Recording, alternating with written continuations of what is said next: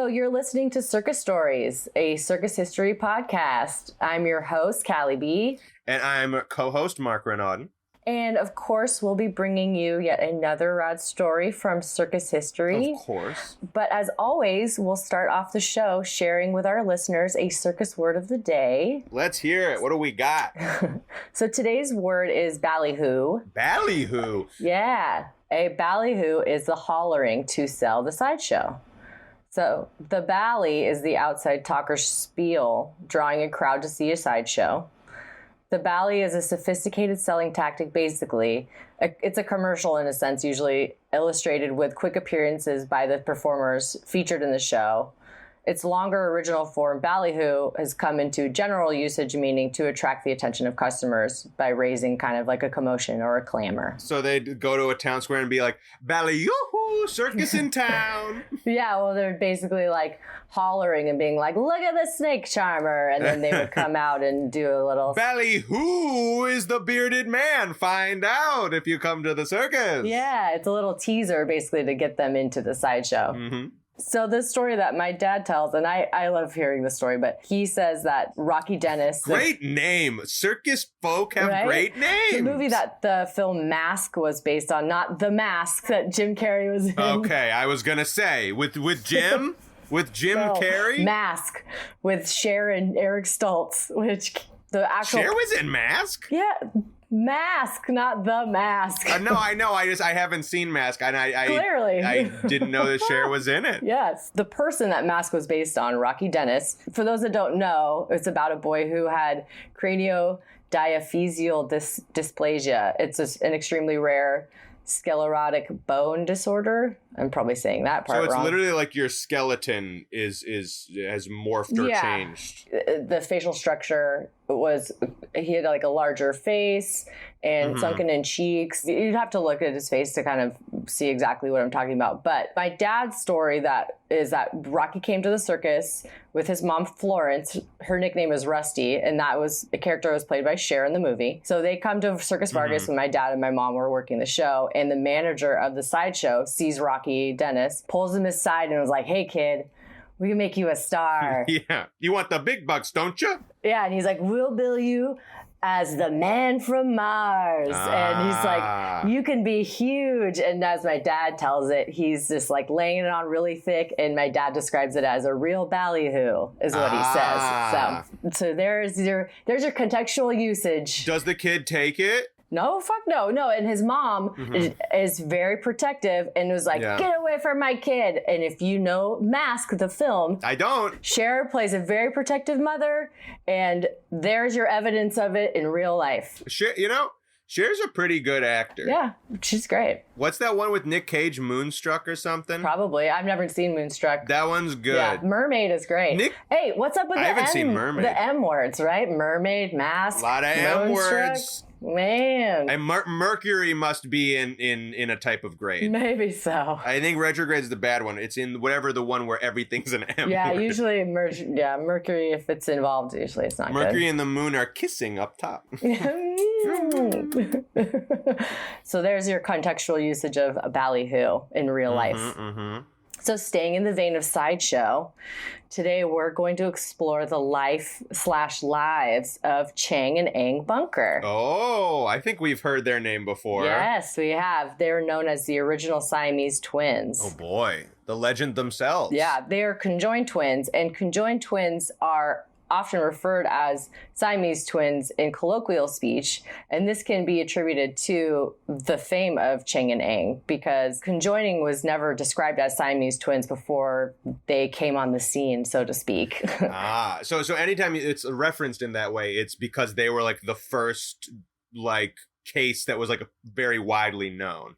Correct, yeah. So they were billed as Siamese twins, these two conjoined twins, because they were billed as that moving forward in normal, everyday talk. Yeah. And the other conjoined twins they would see as like, oh, they're Siamese twins. I mean, I guess it makes sense where the first time you hear it, you're like, oh, well, that's how you describe this. So exactly right, yeah. Even though the actual phenomenon is conjoined twins. Mm-hmm. The occurrence is estimated to range from 1 in 50,000 to 1 in 189,000 births. Whoa. Conjoined twins develop when an early embryo partially separates to form two individuals. Most conjoined twins are stillborn or die shortly after birth. The babies are often attached at the chest or pelvis or buttocks. The twins may share organs in some cases. Surviving twins may be separated surgically. However, the success depends on where they're joined and which organs they share. Yeah. I mean, that's got to be huge. Like, even if you share one organ and all the other ones are separate, like, I wonder if you can actually separate them if there's like a transplant organ, you know, like if they can somehow get an extra whatever part they're missing. Well, I was reading something about conjoined twins recently. I think it was 2016, and it was two sisters, and it was like the first successful. Are they the ones that had the reality TV show? I think so. Okay. I'm not positive, but they were successfully separated, and they shared a kidney. Oh wow. Well, both of them or just one? I think they may have had two other ones of their own. Okay, well that makes sense. Yeah, which does make sense, right? Yeah, because you could live without one of those. But that was like 2016, so, you know, it's not often done. And, you know, I don't blame anybody for not wanting to separate their body. And so because Chang and Eng were so infamous and a part of the sideshow world, much of their life story is muddled with pieces of lore mixed in. So I did my best researching the most accurate facts available to me. And I will take this opportunity to correct myself from the very first episode where we briefly did discuss them, as we mentioned before. And I said they shared a kidney in that episode, but in fact, they share a liver. They do not share a kidney. Oh. So my apologies. That's harder to deal with. Yes, that is harder. Yeah. Yeah. You only get one and you need it, baby. Right? Yeah. And it's interesting how their liver is shared. We'll talk about how they're connected, but basically the liver is expanded across the two of them, just like this long expanded liver. Oh, that's interesting. I wonder if it was like kind of at birth that way, or as they grew, it kind of, it almost evolved to support both of them. Well, I think it must have grown with this band. So I'll explain how they're attached. So Chang and Eng Bunker were born May 11th, 1811. Some have written that they were named as such, Chang and Eng, to discern who was who, that Chang meant left and Eng meant right. But biographer Kat Hunter suggests that their names translate to Eng meaning to tie strongly and Chang meaning pale without flavor. That sucks for Eng. Right? Like a strong tie. It's like, okay, yeah, solid. Why not? And Chang, you're boring also. Yeah. Jesus. I hope they get along. What a way to play favorites where you're attached to the one that's the favorite. Yikes. So they were born in Siam, now modern day Thailand. They were born in a village named Meklong, 60 miles southwest of Bangkok. Their father, T.I., it's spelled T-I-EYE. T.I. was a migrant from China. Their mother is said to have been of Chinese and Siamese ancestry. Her name was Nok. Chang and Eng's mother allegedly reports their birth was no difficult than any other of her children, of which she had many, but I couldn't find how many siblings the twins shared. Let's just say 8. Yeah. I mean, she had a lot, though. Yeah. The birth of the twins is described as an, quote, uneventful pregnancy with the head of one between the legs of another. Huh? Yeah, so they were just like... all twisted up? Yeah. So Chang was said to be the more delicate of the two at birth, and then their first 6 months was a bit dicey. Chang was the one with the name that meant that it was better. The flavorless and Eng one. is the one with the... Yeah, ugh, goddamn. That's... like, what the fuck? Okay, keep going. So basically what they were connected by was a band of cartilage between the two. Oh, interesting. They were connected by like a 3-inch piece of cartilage that would eventually like grow with them, but only it grew up to like 4 inches. At what point on their body, like hip or like rib? Right in their midsection, like not at the hip, but like a mid chest, like mid waist. So like right next to the rib, like up here, kind of. Yeah, like right where your liver is, basically. So the liver is that where the liver is? Well, I don't know. Neither do I. But I mean, like around there. But it's like around their sides. See, that's a funny. That does sound like the type of thing you could separate them with. You know what I mean? Like if it is just like a bit of cartilage right there, that it feels like you could do it. I mean, obviously, if your liver is right under it, you can't just like snip down. So when one of the boys fell, the other boy could pull him up by that piece of cartilage, that band. Oh, they wouldn't even grab his arm. He would just be like, nah, just grab the band. Yeah. The boys behaved like any other child. They would play with their siblings and other kids in the village. And in fact, their mother, Knock, insisted on treating the boys just like her other kids and did her best not to give any special attention to the fact that they were conjoined down the middle. Except for giving one a nice name and the other one a mean name. Right.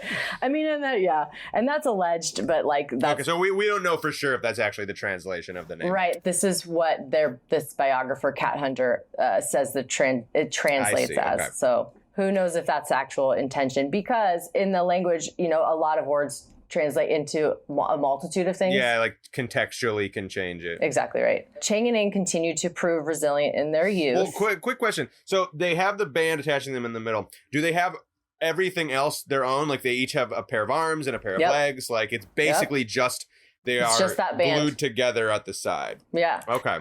And they only share feeling in the middle of the band. So if another one cuts his thumb, the other one doesn't feel it.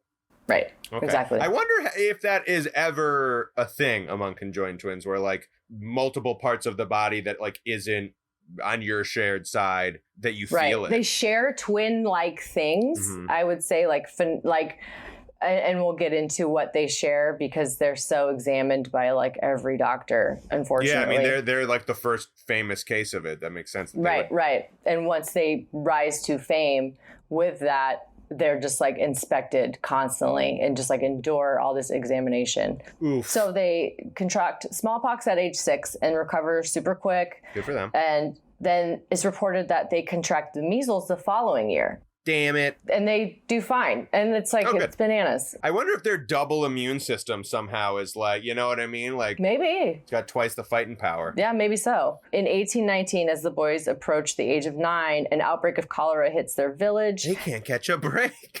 Yeah, well, they're fine, but the twins lost 5 siblings. Oh, shit. So the 8 theory still holds. That's right, because they still have some to spare, apparently.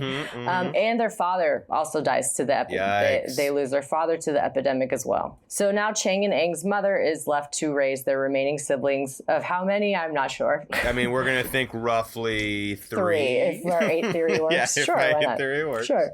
And then also the twins all by herself. Still a lot for a single parent. Right. Yeah. That's a lot. So perhaps because they have no official breadwinner after their father passes, the twins start working at the age of 8. It's also reported that they shared their first full-scale fight with each other at the age of 8 as well. I thought it was going to be something sweet like they shared their first hot dog at age 8. No, yeah. Not as cute. However, the two learned to work together as well. They learned to swim in tandem, and they also learned to row a boat together and even fish in tandem. Yeah. That's an interesting thing when you have to be with someone all times, like you figure out how to do certain things like that, like where like one person could row the boat and the other person could like just fish. You know what I mean? And their mom was very like, you're just like everybody else, so figure it out. Which I think is very cool. That's pretty great, especially in the like year, like 100%. Like she has no frame of reference. Like she doesn't know what this. I can't imagine that's common. No, not at all. And she's like in a small village. There's no like books that are there's no resources. They're like, you and your Siamese son. Like there's no how to raise your conjoined twins. Good for her. Good mom. They began earning for the family at this very young age, working for a local fisherman in their village. And by age 10, they've earned enough to buy a boat for themselves. Good for them. Boats are pricey. Yeah, I know. And they became merchants themselves. They start reselling goods in the marketplace, including raising and selling ducks and duck eggs. Yeah, which were considered a delicacy. in their area. I don't blame them. Ducks are delicious. They're very fatty and very tasty. It's like if chicken was better. So around 1824, the twins were discovered. British merchant Robert Hunter had spotted the twins in the water while Hunter was on his own fishing or on his own boat on the Menam River. Hunter was a Scottish-born merchant. He would specialize in trading goods and was purported to be a trusted trade associate of the Siam government. After he had helped King Rama III maintain his throne during a usurp attempt from the previous king's son, that son was born from a concubine, and that guy tried to steal King Rama III's throne. How did this one dude, I'm trying to imagine, like, how would one trading guy help stop a coup? So what happened was Hunter provided King Rama III with 1,000 muskets to maintain his power during that usurp attempt. He just went into the forest, started picking muskets, and eventually he acquired them during a trade from probably another country. And so he sold these guns to the king and was like, here you go. The king's like, cool. No one's going to take my throne. He's like, here you go. Keep that crown, buddy. And he's like, you got it. My crown is on. Yeah, it's nice. I want to keep it. Yeah, I want to keep it. It's pretty. So this sealed a strong relationship from then on with Hunter and King Rama, and this allowed him to have considerable freedom when he traveled. And he was also, Hunter also married a woman in Siam, so he would be there a lot. He had a home there. Makes sense. So he was there frequently, hence he was on a boat. In good with the king, I mean, that's the number one person you want to be in good with. Other than God. Other than the Lord. Yeah. That's why he's on a boat on the Menam River, cruising around. So he spots these kids in the water, but at first he spots them and he thinks they're like a strange animal in the water. Oh, shit. He just like sees arms and heads and is like, what is that? And then he realizes it's two people. Then he realizes they're connected. And then he's like, cha-ching. He's like, dollar signs in his eyeballs. Money, baby. Yeah. So he tries to approach the king for consent to take the twins. Let's not go to the twins. Let's not talk to them. Let's go to the king. King, my friend. I found two people you have no idea about. Can I steal them? Exactly. That's exactly. He's like, these twins, they're conjoined and it's amazing. And I could take them abroad and exhibit them. And the king is like, buddy, my crown is your crown. Do whatever you want. Well, the king's like, I've never heard of these twins, but I own everything in the country. So I own them.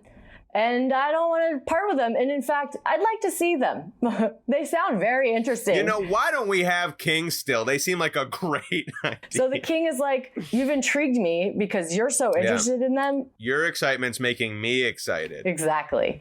He's like, I don't want to part with them. They sound great. Since you want them so bad, I want to see them. Yeah, those dudes sound cool. That is an annoying thing about a king. If you ever have to go and ask a king for permission, you're like, you're real excited about that. I want it. It's mine now. It's like the biggest kid at a playground. You're just like, we just have to deal with him because he's just had his growth spurt. Hogging the slide all the time. Yeah. He's like, I only want it because you want it so bad. Yeah, and then you just wait till noon when it's hot. And then you have to go on that hot-ass slide. Yeah, and it's a metal one. Oh, God.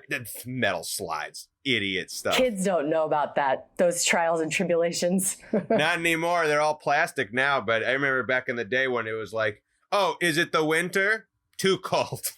you could like, get stuck to it, or it's like covered in snow. Oh, it's the summer. So too hot. Same thing with the pole, like the fireman poles. It was just like, oh yeah, you slide down. You're like, all the way down. The coolest one back in my hometown was like made out of wood. A slide? No, not the slide. I'm sorry. The playground was made out of wood. The slides there were still metal. The poles were still metal. But the wood was good because it wouldn't get hot or anything. But then eventually they tore it down because it was wood and I don't know, that's not safe or something. Splinters. Yeah, too many kids were getting splinties. We need more jungle gyms. We sure do. You gotta tell Congress. So the king is super pumped on these kids. Hell yeah! I want to see. Conjoined twins. I want to see them. I want to see these dudes. Yeah. So the kids, the twins, they're now 14. Okay. They're requested to go see the king. I mean, a summons, big deal. Exactly. So they scatter to like prep to see the king. They have to like get gussied up. Sure. Dress up. And then they travel to Bangkok to see the king. And of course, they have to bring their duck and duck eggs as gifts for the king, because this is like their pride and joy. You gotta make the king happy. Sure. Rule number one of kings: suck up to him. Right, exactly. Give them the stuff that you got. Because they can just do anything they want, and it's scary. So just give them a nice present. Like, truly. And we'll just get on their good side like freaking Hunter McMahon. Hunter McMahon over here. So the twins are a hit, and they are beloved by the king, along with their enjoyable delicacies that they present. They bring ducks. They do skits. They're very handsome. Like, they got it all. So it's noted that they were received at the palace with gifts from the king's wives. I don't know what that means, but whatever they're gifting them, they're too young for it. Okay. Yeah. They're 14 and they're too young for gifts from your wives. Okay. They're 14. Just take the duck eggs and leave them be. They're young boys. They're young boys. They don't need gifts from the king's wives, whatever that is. Mm-mm. Also, the king's wives. Come on, king. You only need one. Yeah. Wives, plural. Relax. Relax, guy. So the king is like enamored with these boys. By 1827, the king commissions the twins to go on a diplomatic mission to China. Ooh. Yeah, and represent this region. Diplo-mish? That's a big deal. But they're accompanied by 100 men as security. Oh, hell yeah. To protect the twins from gawking crowds, because they're in another country. They don't want them to be assaulted or just anything, accosted by anybody. Or scooped up by another person named Hunter. So when they return, they're paid handsomely by the king. But what is do we know what the mission was for? Just to show them off? Like, what is the... Yeah, they're just going to China on a diplomatic mission. So, like, hey... Yeah, just to represent the region of Siam. Hey, we represent Siam. Everyone likes us. You know, we got some ducks. We do bits. We're very handsome. Like, what's up? And China was like, we love it. You guys are great. Look at there's two of you. You guys are great. You guys should be famous. So, but the tradesman who discovered them swimming, Robert Hunter, just couldn't let the idea of them go. He needed a workaround. He really wanted them. Like, he was like, I could make so much money. He wanted that cash money. He just like had to convince the king to let them go. Mm-hmm. He had that Barnum gene where he just like, there's something about this. I know money's here. Truly. Something, right? Because he is like a merchant and a tradesman. So he travels the world and he knows that this is rare. Yeah, he can sell this. He knows he can sell this. So it just so happens during the end of 1828 and into the beginning of 1829, King Rama III was trying to put the stop to another revolt. These dang revolts. Yeah. So Laos is having a revolt and he needs to get some arms. He needs to get some guns, basically to like simmer it down. He's like, I used the other ones you gave me up. Yeah, I used all those muskets. I shot him once and I threw him in the garbage. Those are 5 years ago, man. And those are so 5 years ago. Yeah, we need new ones. Those are old. They're getting splintery. Right? The ends are so, just like your jungle gym. Look, I need to oppress some people. Can you please get me some more weps? So enter 37-year-old Captain Abel Coffin. Ooh, is he a pirate? Good. Everyone has good names in the past. What the hell? So Captain Abel Coffin, he's described as a, quote, character drawn from a Melville novel. Great. Right? I don't even know what kind of novel it is, but I already... Herman Melville, like, is it not Moby Dick? Herman Melville? Herman Melv? Herman Melville, didn't he write Moby Dick? I'm sure Google knows, but I don't. Let's see. He's got a big-ass beard, that's for sure. Yeah, he's Moby Dick. So Captain Abel Coffin is described as a character drawn from a Melville novel. So I'm thinking Moby Dick, definitely pirate adjacent. Yes, exactly. He hails from Newburyport, Massachusetts. He should have been the Caribbean, but whatever. Yeah, a seasoned mariner. He's a shrewd Yankee trader. That's how he's described. Yankee trader? Oh, like he's a northern... He's a tradesman. But he trades pirate stuff. I'm just going to keep throwing this pirate narrative in. Until it sticks, huh? Mm-hmm. Well, when he loses an eye... No, he never loses an eye. Oh, I imagine he doesn't have either eye and just has two eye patches. And he's very eccentric. But he doesn't let him stop him. No, he keeps going. He's like at the wrong end of the boat and he's like, yar, for speed ahead. And they're just like, just let him do it. We've docked already. Yeah, we have not been moving for a day. So Captain Coffin, he's often dealing with tea from China and sugar from Siam. So he does pass through Siam from time to time. So as Coffin is arriving to Siam from India, it just so happens that he has several crates of muskets he acquired in Calcutta. Just so happens. How convenient. I was walking and then here in this ditch, 1,000 guns. I tripped over this box of muskets. Who put this here in the woods? I got to get out of the way so no one else trips over it. 1,000 guns. 1,000 guns from the gun ferry. So Coffin makes a handsome sale to King Rama. This allows the king to secure his arsenal and squash that uprising. So Coffin is now in the king's good graces, and Hunter sees an ally for his campaign to get the twins overseas. Because this guy's got a pirate ship. Yeah, they're both merchants, Hunter and Coffin. They speak the same language. They both know that, you just have to bribe a king with weapons to get on his good side. Sure, right? Give him some guns. He'll say yes. He loves guns. And here's the thing. He thinks you shoot him once and you throw him right out. So just if you get more, there will be another uprising. Check the trash. I bet there's guns in the trash. Yeah, check the trash.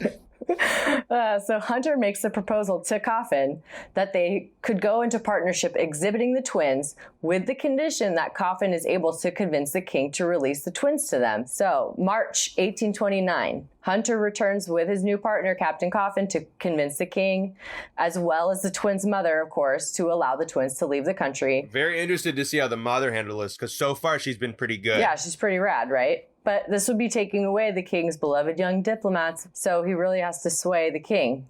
They return and they're working on the king to sway him. And Coffin and Hunter sweeten the notion of taking the twins by saying that the exposure of the twins would be a great representation and basically like an advertisement of the region by taking them out west, which the region was eager to increase its dealing and contact with the West. So this swayed the king. Yeah, he's like, well, as long as it's still diplomacy, you can send those boys wherever you want. Right. Hunter described a tour of U.S. and Great Britain that would last over 2 years. And by that time, the boys would be nearing 21 years of age. Then they can frickin' get roasted. Right. They were fast approaching 18 at the time of the negotiations. Then they can go to the army.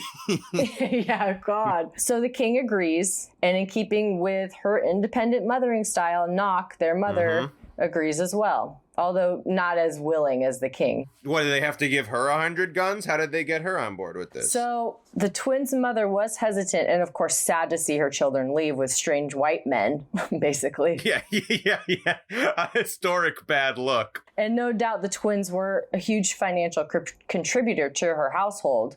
So this was leaving their family not fully whole in many ways, like financially and in a familial way. She, of course, loved her children. Yeah. But Nock was assured her children would return after no more than 5 years. So that was like the limit. Like they would be gone max 5 years. Max 5. Probably 2, max 5. Exactly right. Yeah. Which methinks they didn't ever come back. So on the condition also that Nock would be paid $3,000. That's pretty good in, what was this, 18 what? 1829. Yeah, that's a lot. So it equates to $83,000.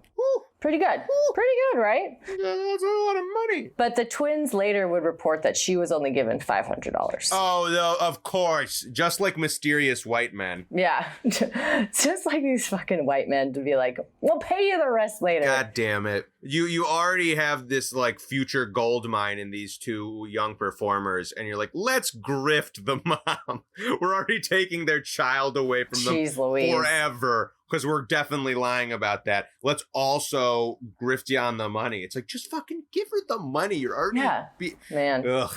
So, April 1st, 1829, the twins signed... That's how they got by on a liability, the April Fool's liability. So dangerous. Yeah, I was like, truly the worst day to sign a contract, but... Ladies and gentlemen, don't make any big deals on April Fools. It is legal to then say April Fools and everything's moot. That is in the law. If you learn anything from this podcast, don't sign a contract on April 1st. Come on. Don't do it. I mean, if you look on your local government's website, it will have the April Fool's clause in there. So just, this is real. It says, don't do it. That's what it says. Yeah. Be careful. But the twins do sign a physical contract, which we've not seen really too much. They didn't, did they even exist? Yeah, they said, but they did. They signed a paper contract. And the document still exists today. That's pretty good for paper. It exists at the Surrey County Historical Society in North Carolina. Okay. The contract was handwritten by Robert Hunter. Makes sense. The signing was witnessed by the twins' friend, Tew. It's spelled Tieu. So sorry if I'm butchering that, but Tew, I'm going to say, who would also join them. Tew would also join the twins on their journey overseas. That's nice they had a buddy. Yeah, they had a familiar companion during their time away. So the twins were to receive $10 a month, which equates to like $280. In now time? Yes, in now time. Plus expenses paid. $280 a month? Yeah. Plus expenses, but I can't tell if that's like a huge ripoff or like in the time you don't have a lot of overhead. it's not great. Yeah, it doesn't sound, because like in now time for a month, that's utter shit. Yeah, it's But garbage. I don't know if like stuff was also super cheap or like they didn't have to worry about like rent because these guys paid for that. You know what I they're mean? paying that. Yeah. So like, do they only have to worry about like for fun stuff? Like, do they get fed? I don't know. It's probably still a shit deal, but Yeah, no, well, their expenses are paid. So food, lodging, okay. Clothes, all that stuff. So they just got to spend on hobby stuff. Right. Just like fun stuff. Yeah, like stamp collecting. Sure, and, right. Coin collecting. Whatever right. they're into. Those coin machines where you just put it in a crank and it comes out weird. And it smashes it. Yeah. For all the places they travel to. Sure. Exactly. One for each. Yeah. But the salary would be raised to $50 Hell yeah. a month over the 2 years. So after 2 years, it would be raised. Which translates to $5,000. It's $1,500. Okay. Yeah. I knew a 5 was involved. Close. Yes, there is a 5 involved. So the document states, this is what it says. We engage ourselves with our own free will and consent, also that we have the free will and consent of our parents and the king of our country to go with Captain Abel Coffin to go to America and Europe and remain with him wherever he chooses until the expiration of the time agreed upon between Captain Coffin and the government of our country, and that he, according to promise, will return us to our parents and friends anytime within 5 years, and that Captain Coffin will allow us from his profits 10 Spanish per month and pay all our expenses, and nothing is to be deducted from the money allowed our mother. Okay. So that's what that says. I mean, there's a little bit of scariness in there, but I do like the fact that all of their shit's getting paid, so they basically just get to like pocket the money they make every, Yeah. So that's their contract. At least they have a physical contract. Yeah. At least they have someone witnessing them sign it. I'm sure their mom was like, hey, you have to have a document. With those guys, yeah, she was on top of it. Because, like, yeah, these definitely seem like the kind of guys who are like, shake our hand, that's all. But it's official now, April 1st. Yeah, April 1st. Be very careful. And the same day they leave. On that same day they sign the contract, they leave. Wow. These fucking pirates were eager to get them on the road. Yeah, they were. I'm very curious to see how much the, like, pirates make off of them, to see how much they're getting screwed or if it actually seems reasonable. So Chang and Eng leave with light luggage with their friend Tew and their pet python. Ooh. And they board this large trade ship called the Sachem. Do we know the python's name? We don't know the python's name. Petey, please. Petey the python. Mm-hmm. I picture him yellow. Oh, absolutely. Yellow, very big, but heart of gold. Maybe a little hat. Ooh, I mean, there's so many good options. I'm thinking either top hat or, of course, the one that with the propeller on the top, the spinny one. Oh, yeah, a little spinny. Oh, I like that. I like that one. I feel like if his name is Petey, it's very playful. Petey the Playful Python. Petey the Playful Python, ready to party. Ready to party. So they head to the U.S. On April 1st. It's captained by Abel Coffin, of course. Of course. Our captain. And the ship was also carrying cargo of sugar. It had a crew of 18 men and, of course, merchant Robert Hunter, who claimed he owned half of the boys. So yeah. the twins and friend Tew used the time on the boat and the journey to learn English, though it's noted that they did have a translator on the boat. I mean, that's still pretty impressive. Well, how long were they at sea? They arrive in Boston in August, so a couple months. Okay. I mean, still, language is no small feat. Yeah, on the boat, though, they are allegedly very physical. They use the ship as like a playground, running all over the boat. That's fun. One of the brothers continually would climb the ship's mast, just like up and down climbing. And the other brother was just like, all right, I gotta go. I guess we're going up here again. Yeah, I was gonna say, like, how does one brother climb it? Like, the other one is just dead weight, and one of them's just like super strong. Yeah, he's just like, I guess we're going up here now again. Yeah, he's like again. It's like, it's what? There's no sun cover up there, dude. I don't want to. Give me a hat at the least. Pretty strong if he can hold a whole human weight and himself. They were very strong. Mm-hmm. They're very physical, very strong. It's also reported that they would bicker over the tiniest things on the boat, like the temperature of their bathwater. These petty arguments were often broken up by Captain Coffin, who acted somewhat as a parental figure to the twins. Coffin also noted an observation during the journey to the west that he felt Chang was the brighter of the two, but more irritable. Chang was the one that allegedly had the interpretation name pale, but without flavor. Oh, I thought Eng was the one who had that. No, Eng is the one that's to tie strongly. Okay. This is allegedly the translation. Yes. Right. And then Eng was quiet overall. Mm-hmm. This is what Coffin's observation is on the boat. Sounds like the personalities of my roommate's cats. So the boat arrives in Boston August 16th. Once they arrive in Boston, they're perceived as a true wonder, but moreover, they were seen as a medical wonder to the medical world and were immediately poked, pinched, and prodded by physicians and all these doctors and scientists representing a variety of associations were just all about it. That's got to be exhausting. The twins tolerated it, but they did to a point. Yeah. Dr. Joseph Skye from the British Army reported that if one brother woke, it would stir the other. Great science you're doing, buddy. What, did you just watch them go to bed and then wake up? That's one of his findings. Yeah. Yeah, maybe if one of them moves and sits up, it might wake the other one This is up. cutting edge science. They would be continually examined later in the year by Dr. John Collins Warren, a well-known surgeon and the first dean of Harvard Medical School. Oh, boy. And he reports of their height, stating Chang to be 5 feet 1.5 inches, Eng to be 5 feet 2 inches. Oh, so they're pretty short dudes. Mm-hmm. Yeah.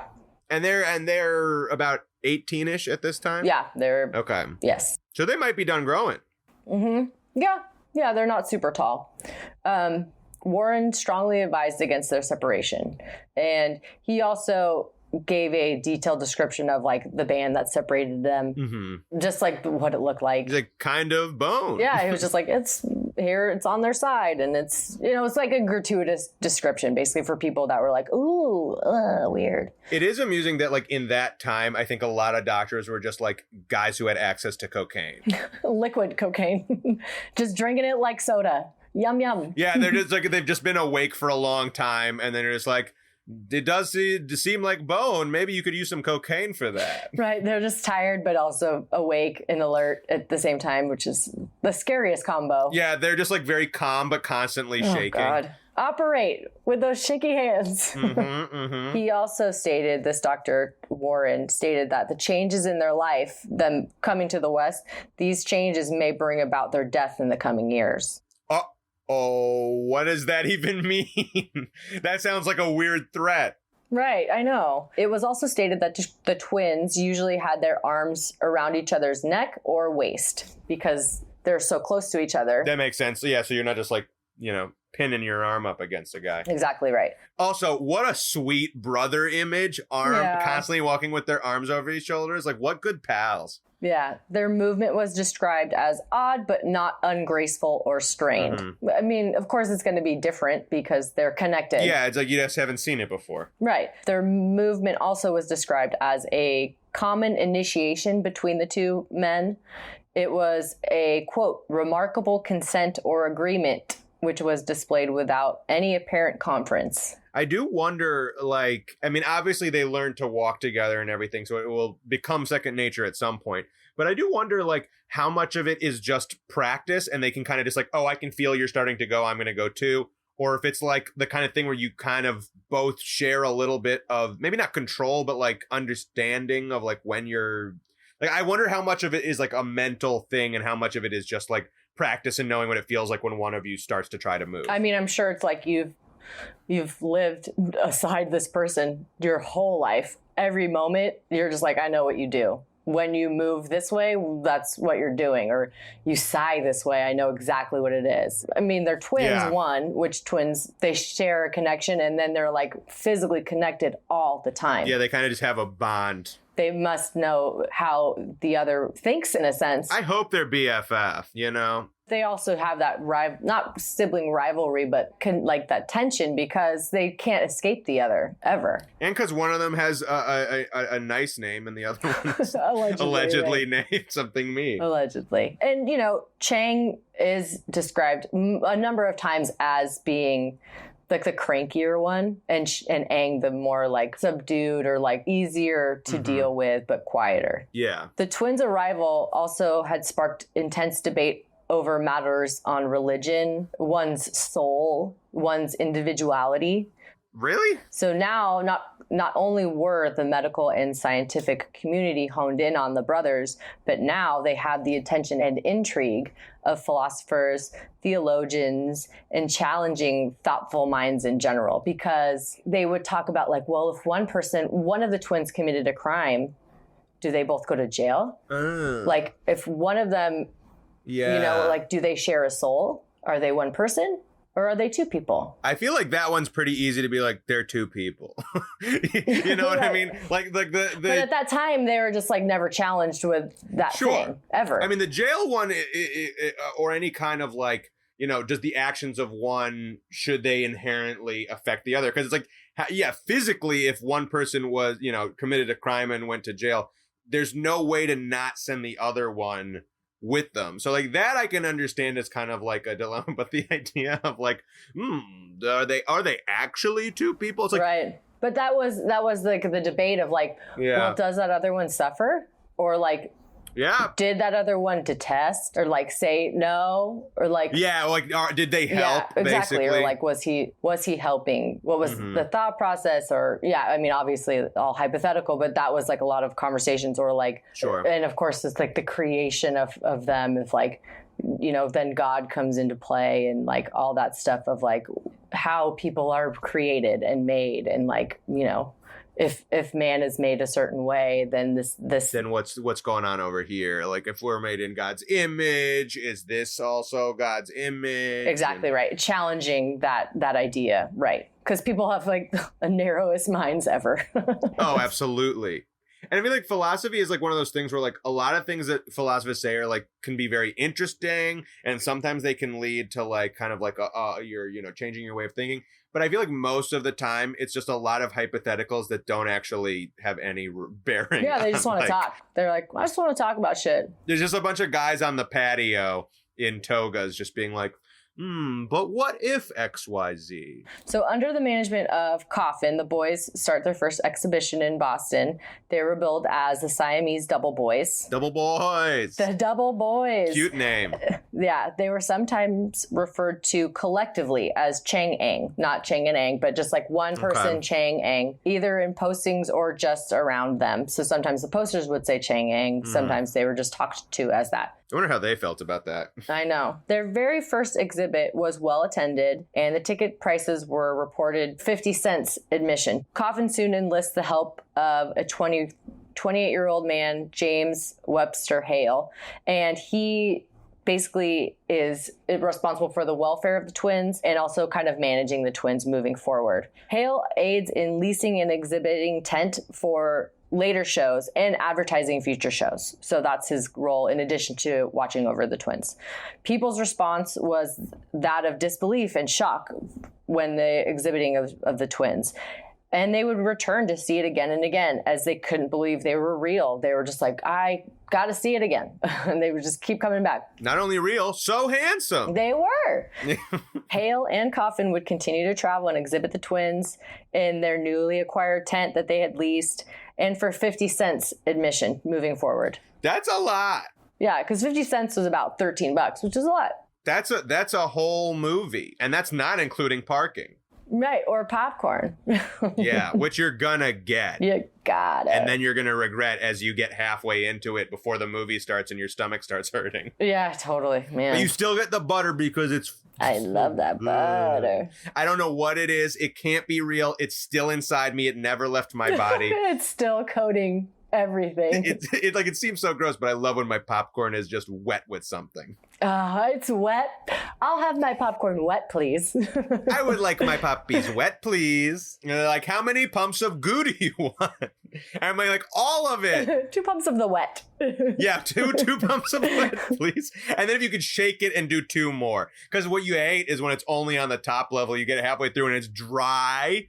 Ugh. Toss my wet popcorn. Thank you. Toss my wet popcorn, please. I want this whole bucket down. Man. So the show with the boys, when they first began to exhibit the show, the twins were performing just sitting or standing in a parlor. That was the show. And there would be... So that's it? Yeah, they would just be sitting or standing in a parlor setting. Yeah. They just do some waving. They're like, yeah, look at here. And then there would be lectures about them taking place during the show. From who? The pirate? Yeah, it would be either Hale or Captain Coffin. But it's noted that once they arrived to Providence, Rhode Island, which was like, I think their 6th stop or something, the twins, perhaps for boredom, they began to mix in some acrobatics into the show, some tandem somersaults, some quick flips, and then they started to introduce some feats of strength. Some kick flips?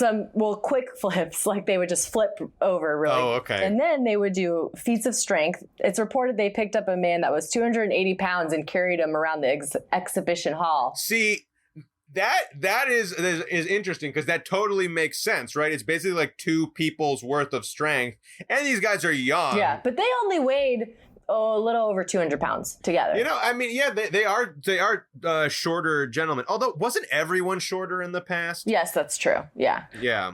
I wonder what the average height is because they might be like very average. They seem a little shorter. I think that's because that no one drank milk in the past. I think that's all it is. Not enough. Not enough. They didn't have the milk campaigns that we had in the early 90s.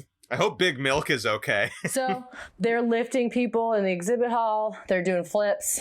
They're crushing it because they're bored. And they're like, you're just talking about us and we have to sit here? That is boring. Yeah, they're like, what? We're going to sit here and right, wave? Exactly. They're just like, ugh. So we're young men and we have so much energy and we need to get it out or we're just going to start screaming. Yeah. Look, I went to an all-boys high school. Dudes need some outlet because they will just like break shit and be mean to each other and violent if they don't have an outlet for their energy. So they had to like move. So with this new introduction of their like performance. Yeah, I bet the pirates were happy. Yeah, well, and the crowds were like, this is awesome. They loved it. Yeah, they're doing kick flips. Yeah, so the positive feedback from these shows, from these first shows, gave them some serious steam. And when they arrived in New York in September, they had a 3-week run of shows and they performed to overflowing crowds. Mm-hmm. But they also endured more examinations from a few doctors. Wait, is that like a freaking deal they have to make when they go to a new state? It's like, hey, yeah, we'll let you guys in, but we gotta pinch you. We're gonna pinch you for medicine. I feel like Coffin was just like, okay, you can. Maybe that he was getting paid. He must have been getting money. Yeah, doctor's probably giving him cocaine on the slide to be like, can I pinch that boy? Can I pinch him and see what's up? They were examined by a few doctors at Rutgers prior to performing in Philadelphia.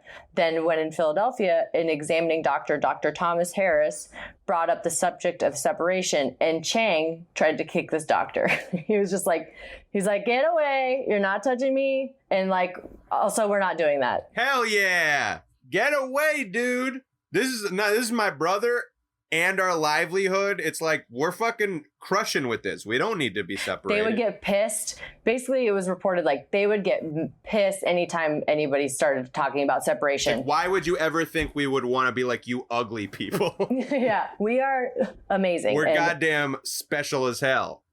Yeah.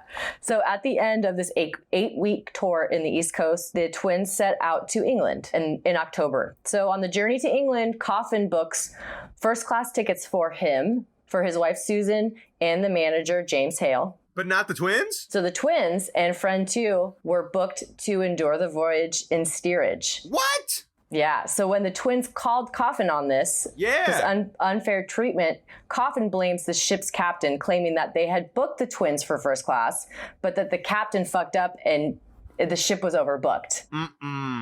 No, smells like bullshit. But the twins later found out that it was completely Coffin's doing. Yeah. He knew what he was doing, and all to save like $100. Yeah, it's like, fucking, dude, we're making that money easy. Like, right. They'll make that in a day. They'll make that in a night, right? Like, or a couple nights, whatever. But this, like, the trip to England was a month, and they're in steerage. Like, what the fuck? Yeah. These guys, these are bad guys. I mean, they've been bad from the get-go. He saw a person and was like, I can make money off this human being. Right. Yeah, we just have to get a bunch of guns and we'll get them out of here. So clearly from the beginning, red flags. But in Coffin's still like, the twins are like, hey man, you obviously did this on purpose. And he's like, no. And he also was like, I spared no expense for you guys. He's like assuring them like, no, I got it. Like I will, your comfort is like my top priority. And they're like, sure. So yeah, like let's see the receipt, you motherfucker. Yeah, so this was like a turning point for the twins and the start of a growing resentment towards Coffin. They're just like, okay, noted. Yeah, we don't need this fucking pirate. Like we're the act and this guy's slighting us. Mental note, you're a piece of shit. Yeah, it's like a fucking month in steerage. Like, goddamn it, that's like being under the plane for a month. Fuck, man. And they're like uncomfortable, cramped, getting shit food, like all the situations that you could imagine in steerage are happening. So they arrive in Southampton in November, and during several months in England, they performed to captivated audiences. They enjoyed great success. A highly publicized event held at the Piccadilly Hall invited members from prominent literary, science, and medical societies. Members of the Royal College of Surgeons later stated for the press that, quote, there was nothing disgusting or indecorous in the exhibition, and that the twins do not deserve to be regarded as monsters. So the surgeons were like, they're not gross. Don't be mean. They're fine. I mean, I guess that's good. It's funny because it's like what basically the message they're trying to say is good, but the way they say it is like, they're not disgusting. Right. Like they're not gross. They're not just like grossest thing ever. And it's like, no one said that. And everyone's like, no, who's... Yeah.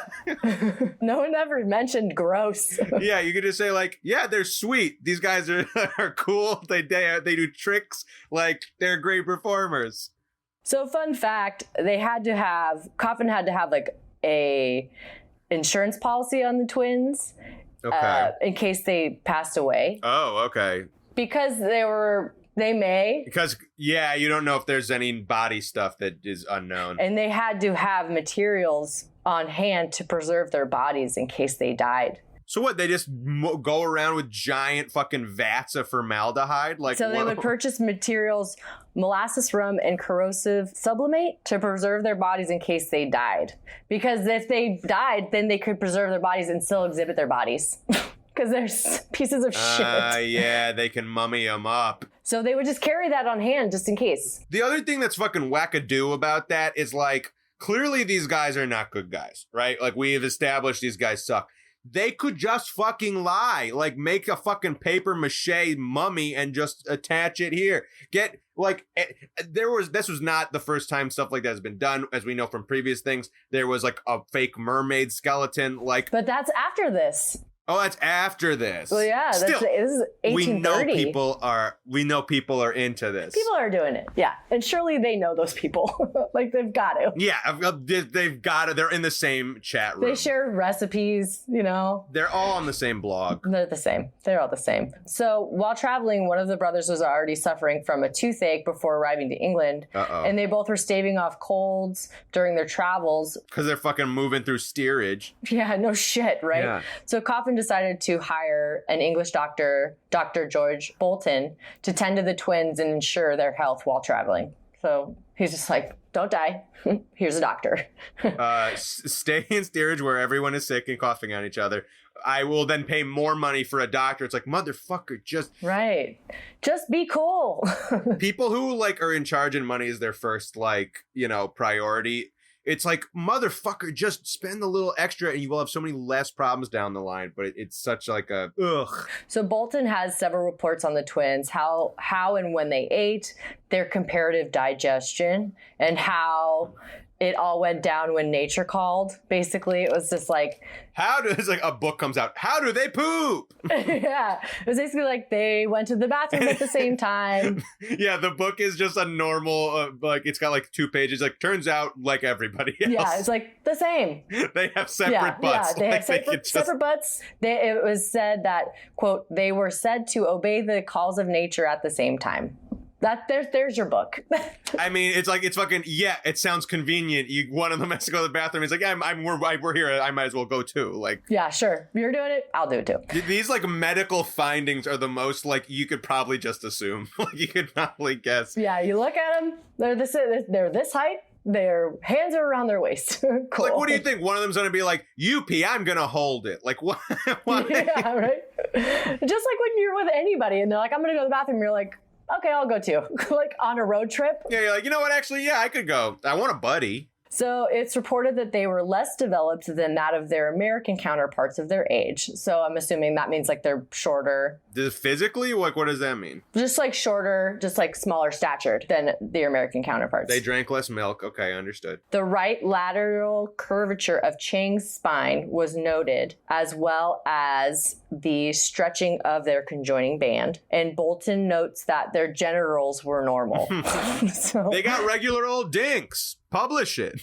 Yeah, and Bolton says, their overseeing doctor, adds that Chang and Eng were very modest about their examinations. It's like, no shit. Like, these kids are 19 and they're reporting on like their penises.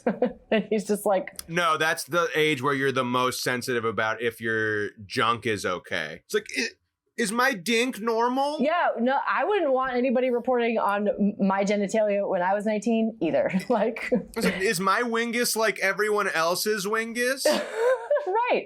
No shit, they're modest. Like, they got very clean penises. It's like, come on, dude. Fuck. These poor kids. Yeah. So Bolton adds that the twins were very clean and delicate, exceedingly affectionate and docile. Such a weird people. Oh God, people for the past I mean, people are still weird, but just in different ways now. But like, what a strange way to describe anything. Bolton also reports the twins would help each other dress.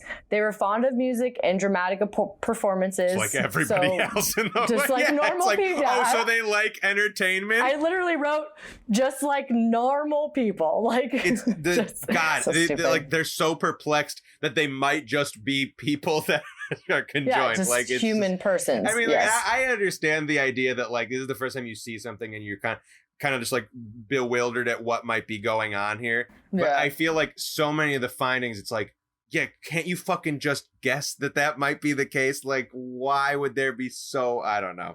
He also credits them with great imitative powers, having mastered the English language so quickly. It's said that their literature preferences were that of poetry and history. And I think this is insulting that he was just like, they're imitating English. It's like, no, they learned it. What? It's like, what do you mean imitating English? Like, that's speaking it. Yeah. If you don't understand a language, it is very hard to replicate the language. Like, yeah, they are speaking English. Like, yeah, you can't say a real word. Like, maybe you could say words that sound vaguely similar, but if they're saying real words, that means they speak the fucking language. And carry on a conversation. Like, so James Hale, the guy that was in charge of them, continues to watch over the twins, act as their manager and promoter while on tour. The twins would either perform in small venues or in some cases hotel rooms. And then they would charge 25 cents for people to walk through their, quote, freak show. Mm-hmm. Hale would be in charge of advertising and did so, posting them as the Siamese youths, which they preferred youths as opposed to boys, because they were 19 at this point. Okay. Hale would play on their exoticism, quote unquote, dressing them in Eastern attire. Mm-hmm. James Hale also sold a 16-page biography pamphlet that he wrote himself about the twins as merch for additional profits. I wonder if, like, did he just make shit up, or did he actually, like, talk to them and be like, hey, let's get a little bio? Yeah, I think that it was part of, like, some of the information he got from Coffin And on some of it, he probably just like inflated a little bit. Probably made it up, yeah. Postings described the twins as young boys, and that was a label that they tried to shake as they were approaching 20 years old. Yeah, that's young man status. Yeah, right. The boys continued their tour through England, and during this, they met a young woman named Sophia. She fell for both of the boys, and she pursued them. Ooh. But after continually pursuing them, she was told that she would be married to 2 people, and that's not cool. Oh. But the king was doing it. I know. So after being like kind of scolded for pursuing this marriage with 2 men, she abandons her pursuit. Lame. Yeah. So they continue on their tour. They travel through England, Scotland, and Ireland.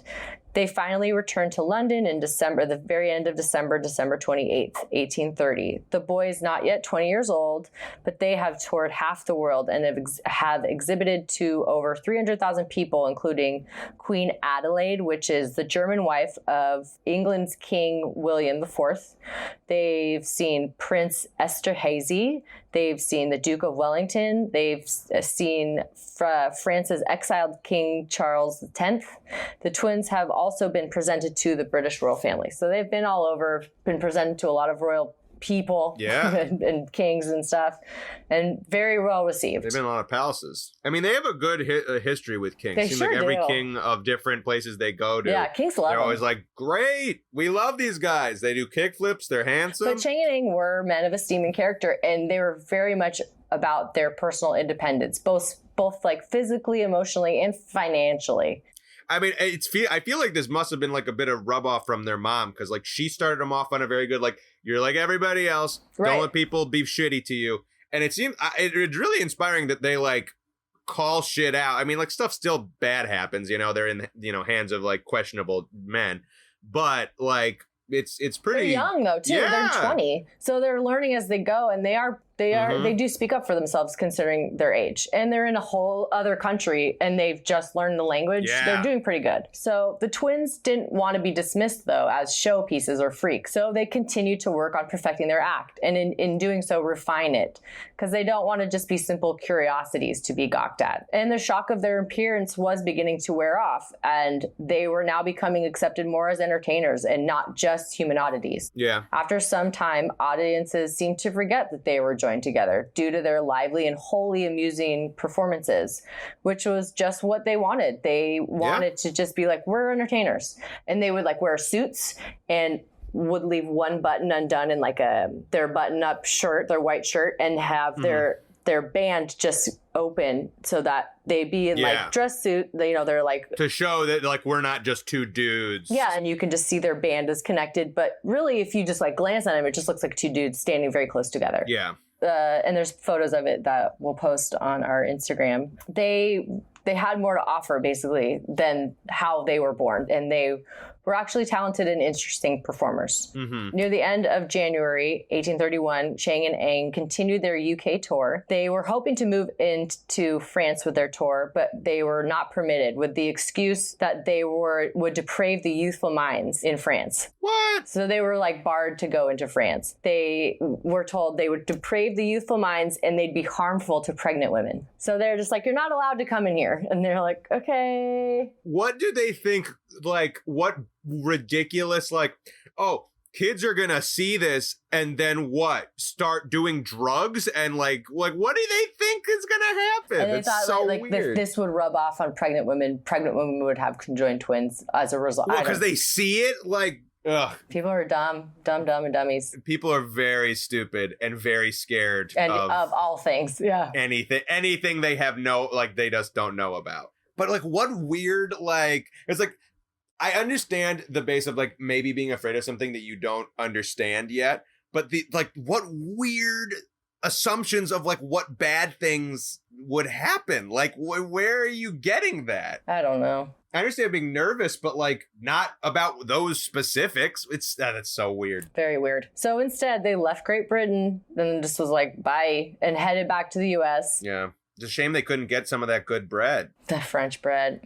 So good. I know. I had a sandwich in a French airport that was better than most sandwiches anywhere else. Outside of New York, shout out to New York delis. You get a good sandwich for fucking $6.50. Don't get us started on bacon, egg, and cheese because we'll talk for 30 minutes. Yeah.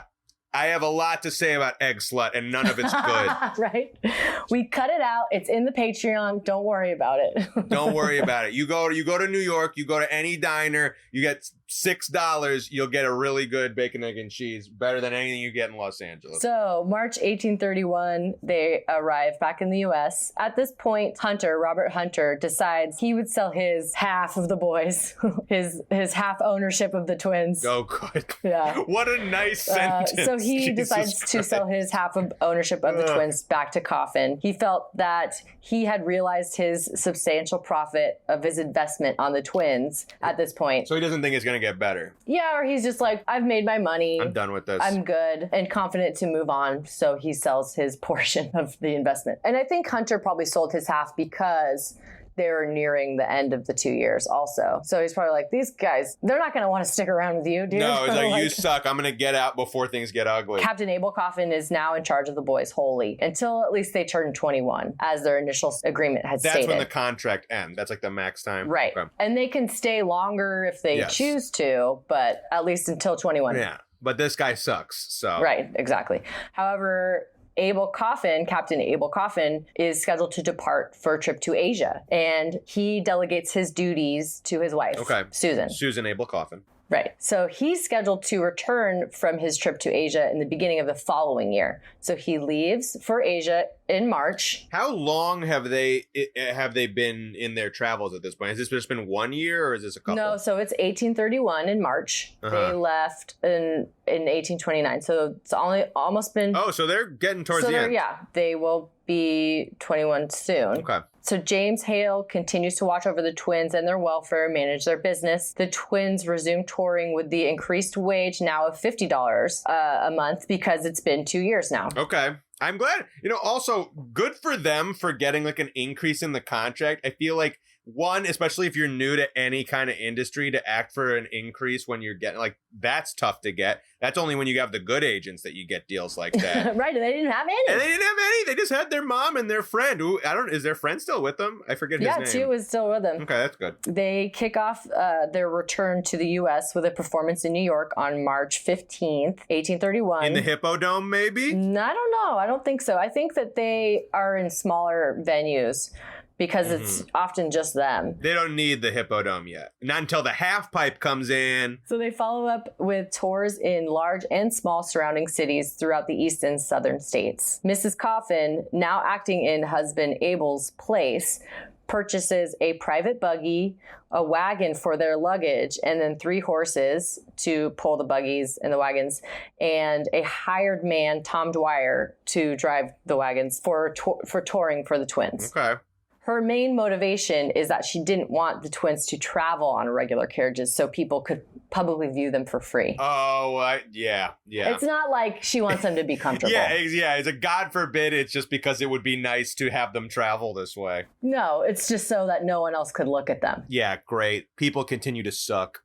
That's probably why they get along. That is why. It's a true love. So during an exhibition in Athens, Alabama, a physician in the audience pried the twins to see their connecting band and attempts to examine them in front of the crowd. Let me see if it's real. Let me pinch your stuff. Yeah, he's like, I want to see. Let me see in there. Let me pinch your stuff. And he's bugging them, and he's like, I want to see. Can I see? And they're like, no. And then he's like, you guys are fakes. And they're like, get off us. And he's like, no, you guys are phonies. And then they end up getting an altercation with this doctor because he will not stop poking at him. He's probably high on cocaine. So they get arrested because they get in a fight. That's ridiculous. Because this motherfucker gets out of his seat up to the audience, which is never okay in any environment. Stay seated, always. That they did have to pay a fine of $350, although the charges were dropped. But the fine of $350 equates to like $8,400. It's a lot. That's so much. Because they were making $50 a month. Right. And their expenses paid. But yeah, that's a lot. That's a lot of their dough. That's 7 months. That's over half a year's worth of earnings going to this one loudmouth idiot. I'm hoping that Coffin paid it. I'm hoping. I doubt they did based on their, but that's the kind of thing that the manager should be doing, So in the summer of 1831, their manager, James Hale, takes them on a hunting trip in Linfield, Massachusetts. Just like as a trip, let's go hunting, we have a break. Let's get it all out, like a little relax. So the twins they're met with several unruly locals. Some accounts say over a dozen men who were out there with them, and they were taunting and antagonizing the two young men. Oy vey. So it's alleged that the twins lunged at one of the men, this man. Oh, shit. Colonel Elbridge Gerry. He has his first and last name mixed up. So one of the twins lunges at Colonel Gerry with the butt of his rifle, wherein Gerry takes a rock and throws it at one of the twins. Okay. And it hits one of the twins' heads and draws blood. Oh, shit. So then one of the twins fires their rifle at Gerry. Oh, fuck you, Gerry. Right? But the gun had blanks in it. Oh. Maybe it scared Gerry? Fingers crossed? Yeah, so the men retreat. Yeah, I mean, because you don't know. You just assume they must have missed. Yeah. This just two conjoined men are shooting at you. You're like, bye. I mean, that's what we do. The secret gun laws is all bullets are blanks. So they're just used as like deterrence that you can't actually hurt anyone. I mean, once the info gets out, then we would have to go back to swords and junk. But what a night we would just like subvert the all the problems for so long if just no one had a bullet. Swords. I'm down for swords. Swords are cool because sure. you see it coming. Someone has to run at you. You definitely see it coming. You could maybe only hurt like one person before you get tackled. Like there's just a lot more control. And there's a huge likelihood that you will hurt yourself. So you're in for it. Yeah. You're all in. Yeah. Really. And cheaper. You don't have to buy bullets. You just gotta keep right? it sharp. You just gotta sharpen your sword, and that's it. Guns they get you have to get so many bullets. Ugh. Who has time for that? So the men retreat, and then the next day, one of the men does file charges against Chang and Eng. So the young men are arrested for disturbing the peace. But only have to pay $8,000. Yeah, so they get off and pay a fine for good behavior, and the fine is $200, which is like $7,000. It's a lot of money. Yeah, $200. God, this 1 year, just stop coming to wherever this is, because they seem to have really good luck everywhere else. People watch the show. Well, they went to Alabama and they got a fight with that doctor, and then they go to Massachusetts. So, but what I like is that they're just like, we're not going to deal with your shit. If you guys are hassling us, if you're harassing us, fuck you. I like their no nonsense policy. Yeah, and now they're just like, we're going to get in a fight. If you want to fight us, let's fight. Yeah, it's like, there's two of us, motherfucker, and we have great coordination. Yeah, really, they truly do. Come at us. Oh my God, two good right hooks. And then one could kick you while the other's punching you because they're fine on their feet. I feel like you just really don't want to mess with it. Their options are insane. If they ever practice like just combos, yeah. I'm just imagining one just like climbing a wall or like spin kicking on a wall and like or you kind of like around. Use your hip to fling a guy at him and you get like a more oomph on the kick. Yeah, yeah. Use each other as weapons, Next long boat ride, start practicing that. You've already got English down. Clearly now you got to get self-defense because these motherfuckers are going to just start coming at you. So the local Massachusetts papers, including one, the Salem Mercury, portrayed the twins as the victims in the situation. Nice. A few weeks later, following the Linfield incident, Colonel Gerry wrote a letter to the public, quote unquote, saying that the twins were the ones at fault and painted them in a very poor light. So their manager and caretaker, James Hale, was so upset and disappointed by their poor behavior displayed in public. What? Because he hoped that they would just do a better job avoiding slandering their reputation. But they're like 20 years old. Come on, Tony. Yeah. Yeah. They're young men. They're trying to defend themselves. They're getting harassed. Like what? They're supposed to be just like, oh, sorry. Boo. Right. They can only do so much, Like I threw a rock at him. Like, what do you fucking, And made his head bleed. Jeez. Yeah. But Hale decided to resign from his position as manager and caretaker in September. These young boys have too much energy. I'm out. Right. I didn't sign up for this. And it sucks too because Coffin was like, you're going to watch over him and I'm going to leave. Bye. Yeah. Now you are in charge. Well, the sucky thing about this is like, granted, all these people who like work quote unquote for them are slowly dropping out for various reasons.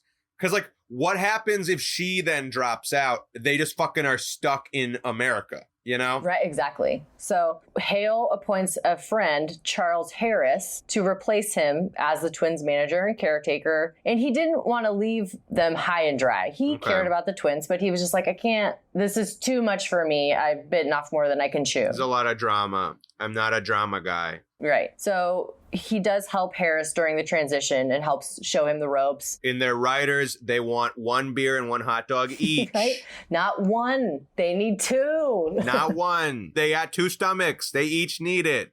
1 liver, though, so maybe just 1 beer. Yeah. Just a half a beer each. Yeah. So he didn't want to leave him high and dry, so he did show him the ropes a bit. But in the opinion of the public, however, Abel Coffin, Captain Coffin, continued to be a paternal figure to the Twins. In like the media? Yeah, in the view of the public. Okay.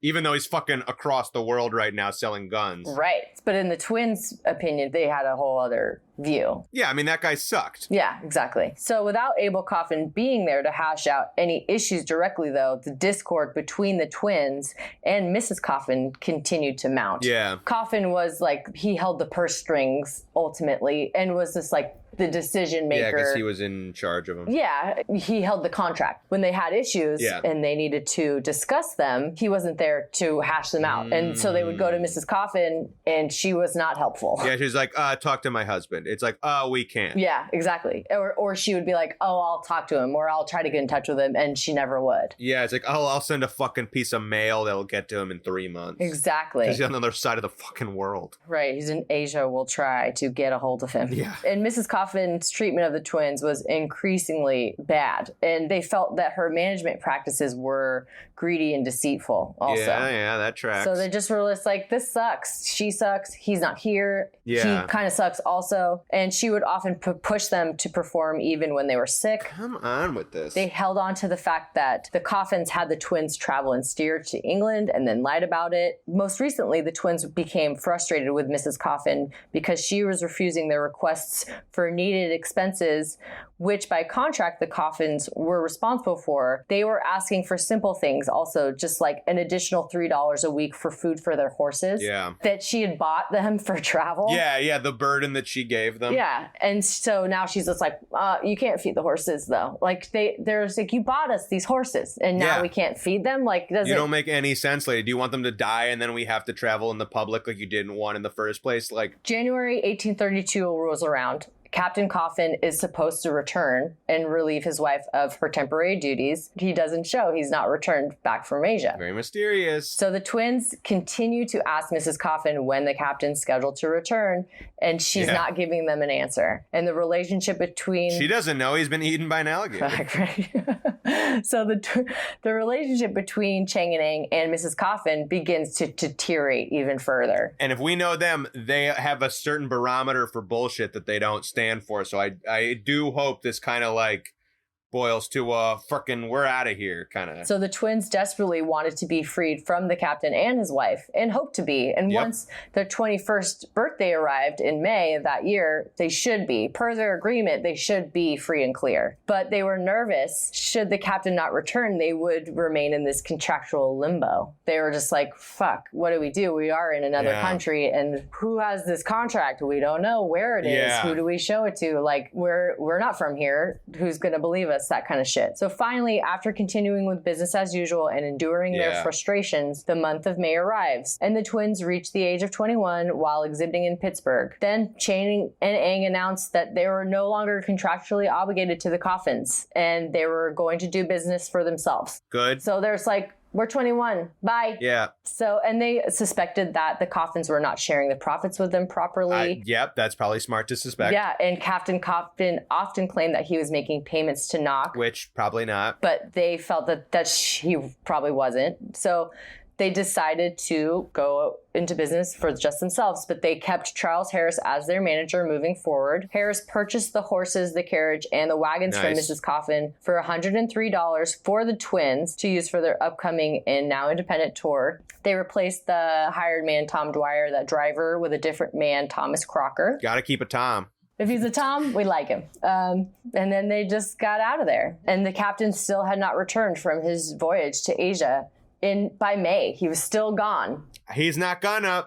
prediction. He's in a crocodile's stomach along with a clock that is ticking. I love it. I love this Peter Pan narrative that you've created. Oh, yeah. I mean, in my mind, he looks like Captain Hook with 2 eye patches. Like, that's what he looks like. With a gold tooth, too. I mean, I'm really swinging for the fences with this.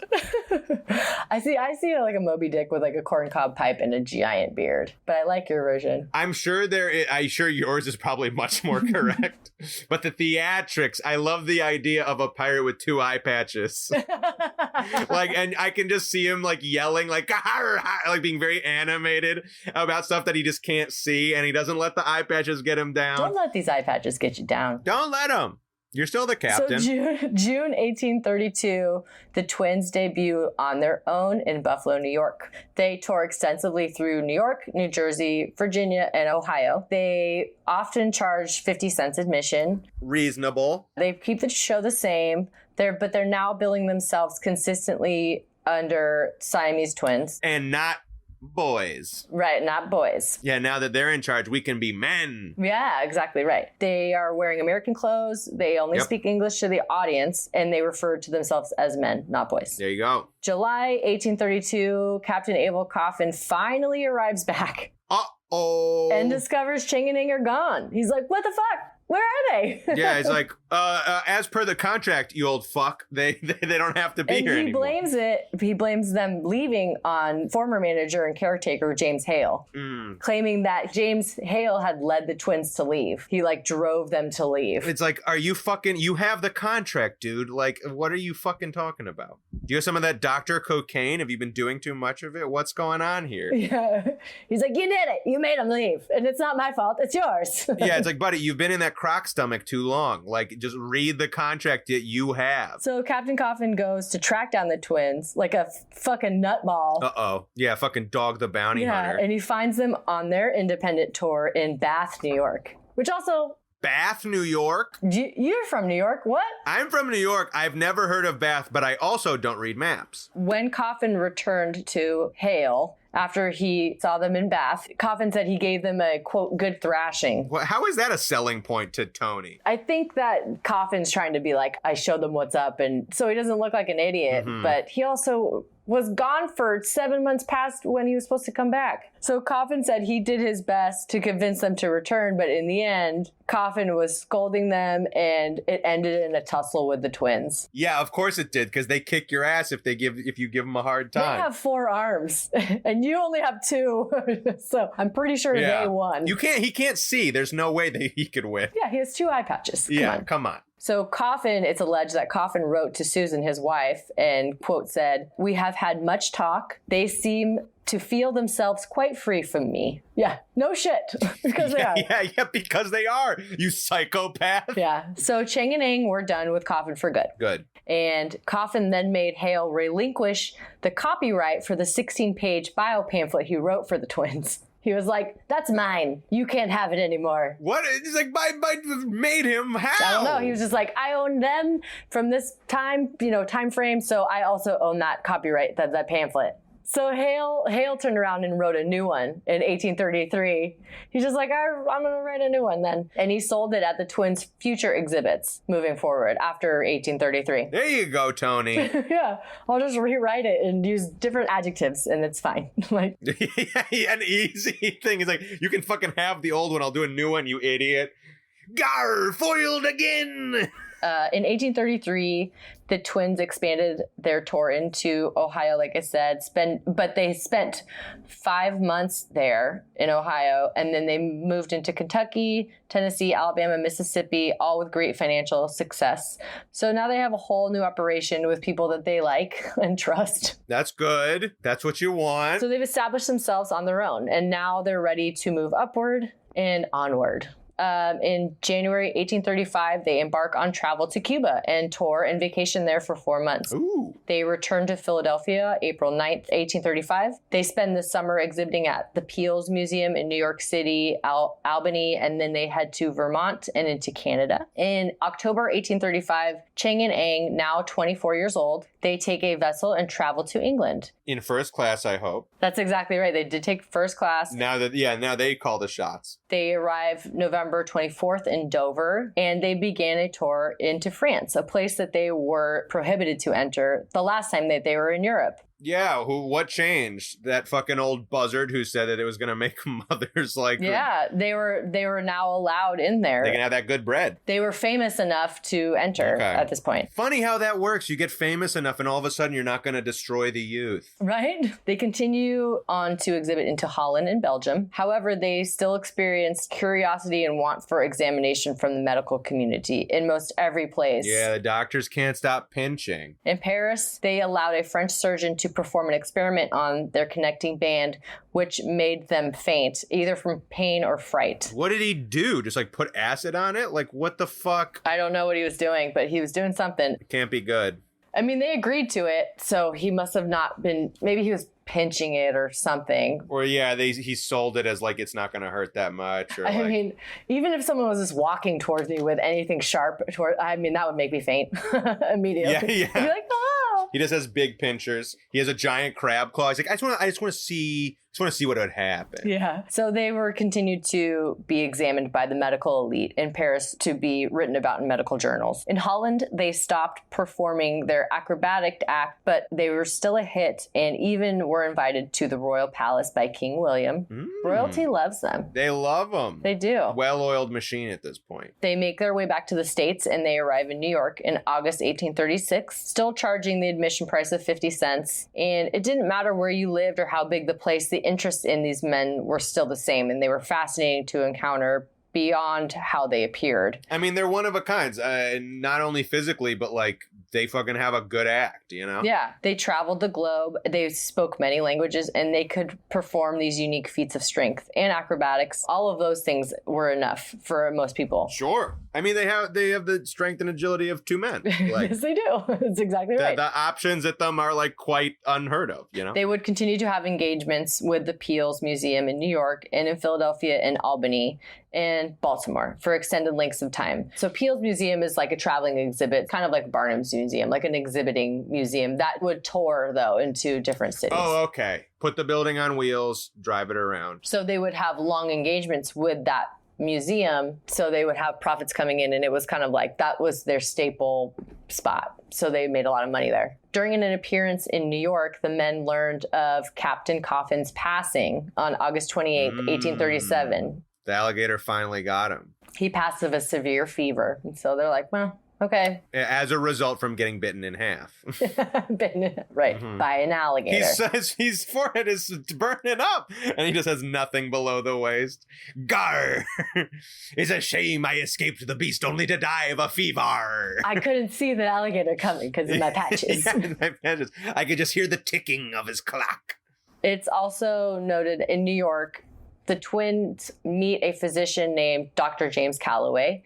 This doctor invites them to visit the area of Wilkesboro, North Carolina, the place that and the city the twins really fell in love with. And the people, basically, the doctor was like, you can come here. People aren't going to stare at you. We won't pinch. Yeah, they won't bug you. And they really loved it there, and they decided that they would find land and make a home there. So by 1839, the twins make that decision to retire from business at age 28. Pretty good. Yeah. You got enough money to retire at 28. Good for you. So they retired to Wilkes County, North Carolina, a location that they had grown to love. They also adopt the last name Bunker, which is why they're called Chang and Eng Bunker. Makes sense. The reason they chose the name is not officially recorded. Some say it was to honor a well-liked family in the area. According to our friend biographer Kay Hunter, the name Bunker was offered by a Fred Bunker who happened to be in line with them at the naturalization office when they were getting their citizenship. He was just like, you know what name you could use? My name. My name. My name's a great name. What do you think? Yeah. So that's one suggestion that Kay Hunter. He just follows their shows. He's like, I'm their uncle. Give me give me a quarter. I'll tell you a story about them. So the twins became official U.S. citizens after filing their intent at Wilkes County Court in October 1839. Harris, their manager, Irish-born, also becomes a citizen as well, along with them. Oh, good. It's said that the Bunker men were active members of the community, becoming well acquainted with the local elite, like Dr. James Calloway, as well as the county sheriff and the county court clerk. All good people to know. Yeah. Oh, yeah. Yeah, you got to know the sheriff. Mm-hmm. They also participated in voting in all the elections. They're like, we can vote, we're voting. Good for them. Look, they're changing their community from the ground up. They're getting to know everybody. They're voting. I mean, they know what's up. Yeah. They were said to be worth $40,000 to $60,000, which is a lot. Especially in them times. They bought 150 acres of land in Trap Hill, which is an area in Wilkes County, and they bought the 150 acres of land for $300, which is $8,300, in today's money. Still nothing for a house. Right? They attended church, not super frequently, but they did attend church, and they sat in a customized seat so they could both fit. Hell yeah. They opened up a general store. In 1840, they started to build a 2-story wooden house. So over the next few years, they bought 2 more parcels of land and began farming. They would grow corn and wheat, and they would raise livestock. By the early 40s, Chang and Eng spoke fluent English. They had voted, and they've also had criminal charges filed against them from multiple white people. As white people are wont to do. I mean, good for them, though, of like, they're like, you know what? We're done with the act. It was fun, but like, I don't want to travel so much anymore. And I'm going to settle down, buy property, farm it, buy a store. It's like, stuff like this is like the kind of like American dream you want to hear about, where someone comes to America for someone else, is like, makes it fucking work, and then like has something nice to show for it. Like, good for them. So their home, once complete, would be the 3rd most valuable in their county. Oh, shit. They still argued, and sometimes a few fists were thrown with each other, but they worked together as they always did. And on any correspondence, they would sign those letters Chang Eng, like one person. Okay. So that's noted. Yeah, I wonder how that works, like, legally. Like, if I wonder if that like works to their advantage to be, I don't know. And then, yeah, I wonder why they would do it unless it was useful to them. You know what I mean? Well, I'm sure they wanted to be like, we both agree. There's no separation. There's no question of this or that. We're one person. I mean, at least in this correspondence. At least, yeah. Also, in 1840, the twins met women that they hoped to marry. Could it have been the woman that they met before? No, not Sophia, because she was in England. But these were daughters to a neighboring farmer, David Yates, and his wife Nancy Yates. These women just so happened to be sisters. Oh! And it is said that Chang began the courtship first, and then Eng followed suit. And then the courtship lasted a number of years. So the twins got to know both the women and their families as well. That sounds nice. The sisters are Sarah and Adelaide Yates. Yeah. Sarah Yates is Eng's girl. She's perceived as the simpler sister, not as educated as her sister Adelaide. She was more humble, though a great cook. She's also described as the, quote, more portly and fair one. Adelaide Yates, that's Chang's lady. She's 1 year younger than Sarah. She's said to be the taller and slimmer than her older sister. She's described to have, quote, excelled in personal beauty and to have had a more refined taste. It's said that both Chang and Eng favored Sarah, the other sister. However, according to a newspaper at the time, quote, to any but an Oriental taste. Ugh. Uh-oh. Yeah, I mean, it's the paper at the time. But to any but an Oriental taste, Adelaide, this sister, the prettier sister, was much the prettiest, being, in fact, a handsome and showy brunette. So it's basically saying, like, both brothers seem to favor the less attractive one, but any other person would think Adelaide's prettier. Yeah, they were like, it must be because they're from somewhere else. It's like, maybe the other girl was just cooler. Maybe she was fucking cool and Adelaide's annoying. Yeah, maybe she was funny, exactly. Maybe Adelaide had shitty opinions on things and it was hard to talk to her. Exactly. The twins, for the first time, had a motivation to be separated. Oh. As they wanted to move forward in their lives and with their wives as separate men. Have a little privacy. Right. So they do convince members of the College of Physicians in Philadelphia to attempt the separation surgery. And the reason is love, man. They're just like, please separate us. But they're discouraged to do so due to their finances. So they don't do it. Oh, because of legal reasons? Most likely because if it doesn't work, then who's going to farm? Oh, because the surgery might be like... They don't have anything to fall back on because then they won't be conjoined anymore. And that's where they make their money. Yeah. Yeah. And they just purchased all this land. Yeah, they can't do the show anymore. I think that they kind of assess their money. They're going to get married. Are they going to have kids? Yeah, we're all of a sudden going to have to support more people now. It's like, and if it works and we can still do stuff, great. But otherwise... Right, but if it doesn't, so they're just like, it's 18 what at this point? Like 40, yeah, it's like 60? 1843. Yeah, so it's like they, Yeah, so they're just like, we've weighed the options. Maybe we don't do it because we won't make money. Yeah, it's like maybe the science of this is not really here yet. So they say no. But they don't care. The twins don't care. They wanted to marry these sisters anyways. And the relationship between the four got quite a bit of attention. I mean, the tabloids love romance stories. Yeah, they're sisters marrying conjoined brothers. It's like, what is happening? Yeah, I mean, that's a movie. That's a movie. What? Yeah. The general consensus was... The general concession is popcorn. Is what? Popcorn. Yeah. So the general consensus was, why are these young ladies acting out in such a manner? Is it for attention? And why have these conjoined twins... Tricked them. How did they trick these poor women? It was like, are these girls acting out? What are they doing? And also, why had these conjoined twins... Why haven't they chosen like another circus freak, quote unquote, to marry? Of course. Wouldn't that be their preference? Why is it these women?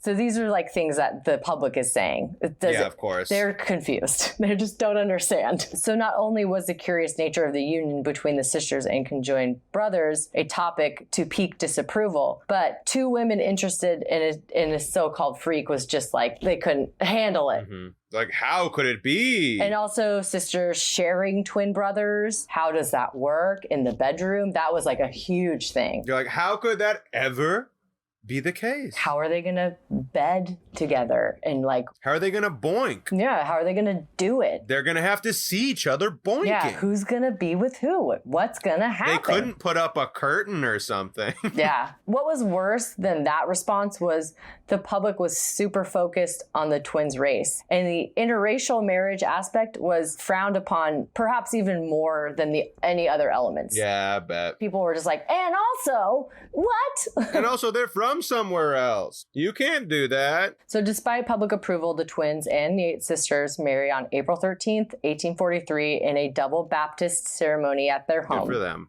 And ultimately, Wilkesboro County proved there were more people happy to celebrate a high-profile union than try to forcibly prevent it. So people were just like, all right, I'm on board. You guys are famous, so why not? Okay.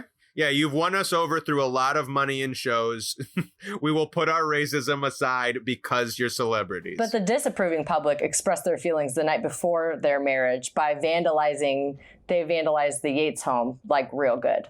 Yeah. So Sarah was often referred to as Mrs. Eng, and Adelaide was often referred to as Mrs. Chang for clarity. So not like Mrs. Bunker. Yeah, because it's the same last name. These four newlyweds all moved in together, and for the next few years, they would share one house. That's got to be an interesting dynamic. Yeah, and allegedly one bed. I'm not sure how that worked, but... They got to get a California king. That's 4 people. Yeah, so over time, the families would grow. Chang would eventually, over time, have 10 kids with Adelaide. And, Whoa! And Eng would have 11 kids with Sarah. Shit, well, you got to one-up your bro, you know? Yeah, gotta.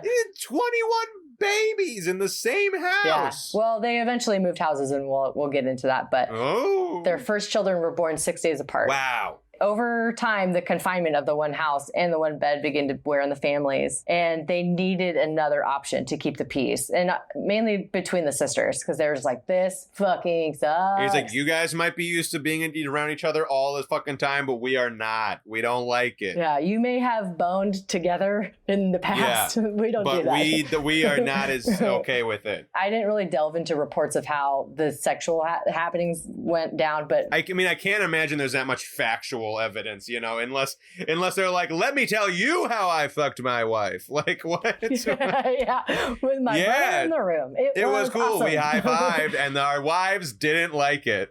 But yeah, they're just like, we got to figure it out. These wives are mad at us all the time. Yeah. March 1st, 1845, they decide to purchase more land in Surrey County in Mount Airy, North Carolina, and began building another home for part-time use. So for about 9 years, they have the Trap Hill home, and then they have the Mount Airy home. But these homes are separated by like 33 miles. So it's kind of like a trek to go back and forth. But there's a wife in one house and a wife in another house. By 1847, Sarah has 3 children already. Adelaide has 4. So the 2 families were able to split their time evenly between the homes, with the twins moving back and forth to each home. And this alleviates some of the growing pains as their families continue to get bigger and children keep coming. Yeah. And this keeps the harmony amongst the sisters and the twins. So the twins started to get the itch to go back on tour. Oh. And with their ever-expanding families and properties, they could use the income. So they decided to go on a few small tours. In 1849, the twins traveled to New York City with 5-year-old daughters,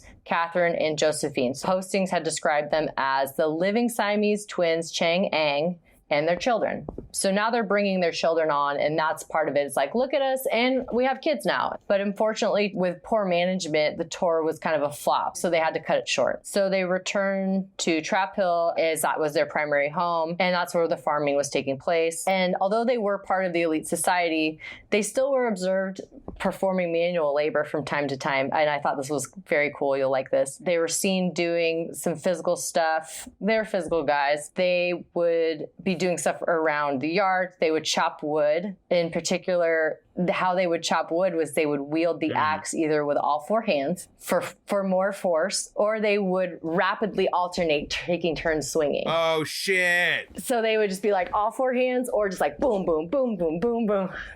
I mean, you could get a crazy thing where like one person puts the wood under, the other one slams it, then grabs the axe as the other one puts the under. Like, you could get a crazy... Could you imagine driving by or like on your horse, whatever, and like seeing 4 hands chopping wood? Yeah. Dang, that's cool. Just going at it. I mean, I would stare, and then my wife would hit me for staring. But like, that is got to be so impressive. Yeah, and while most farms relied on tobacco in North Carolina, they mainly farmed wheat, rye, oat and corn, as I said, potatoes, and bread shit. Yeah, various livestock, as mentioned. Get that starch farm going. Right?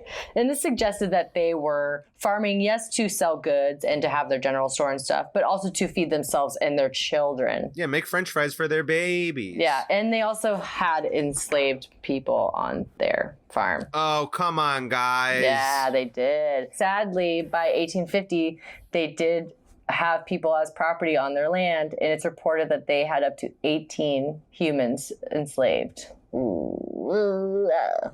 Yikes. So, and that was like very curious because it's like they were sold kind of to these white men. Yeah, it's like they should understand the most. And then they had people as property. They were mistreated. They've had other people like poke and prod at them. And then they're just like, well, we're rich now. Yeah, it's a damn shame. Yeah, it is. They maintained the Trap Hill house until 1853. In 1853, that same year, the twins take another stab at touring with the children. This time, they have great success. They tour a full year, and they bring along Catherine again. She's now age 8, and Christopher, age 6. They justify the tour by saying their motivation was to raise money to support their children's education. They're up to 11 kids at this point. Total or each? Total. Okay. Still a lot. Still a lot.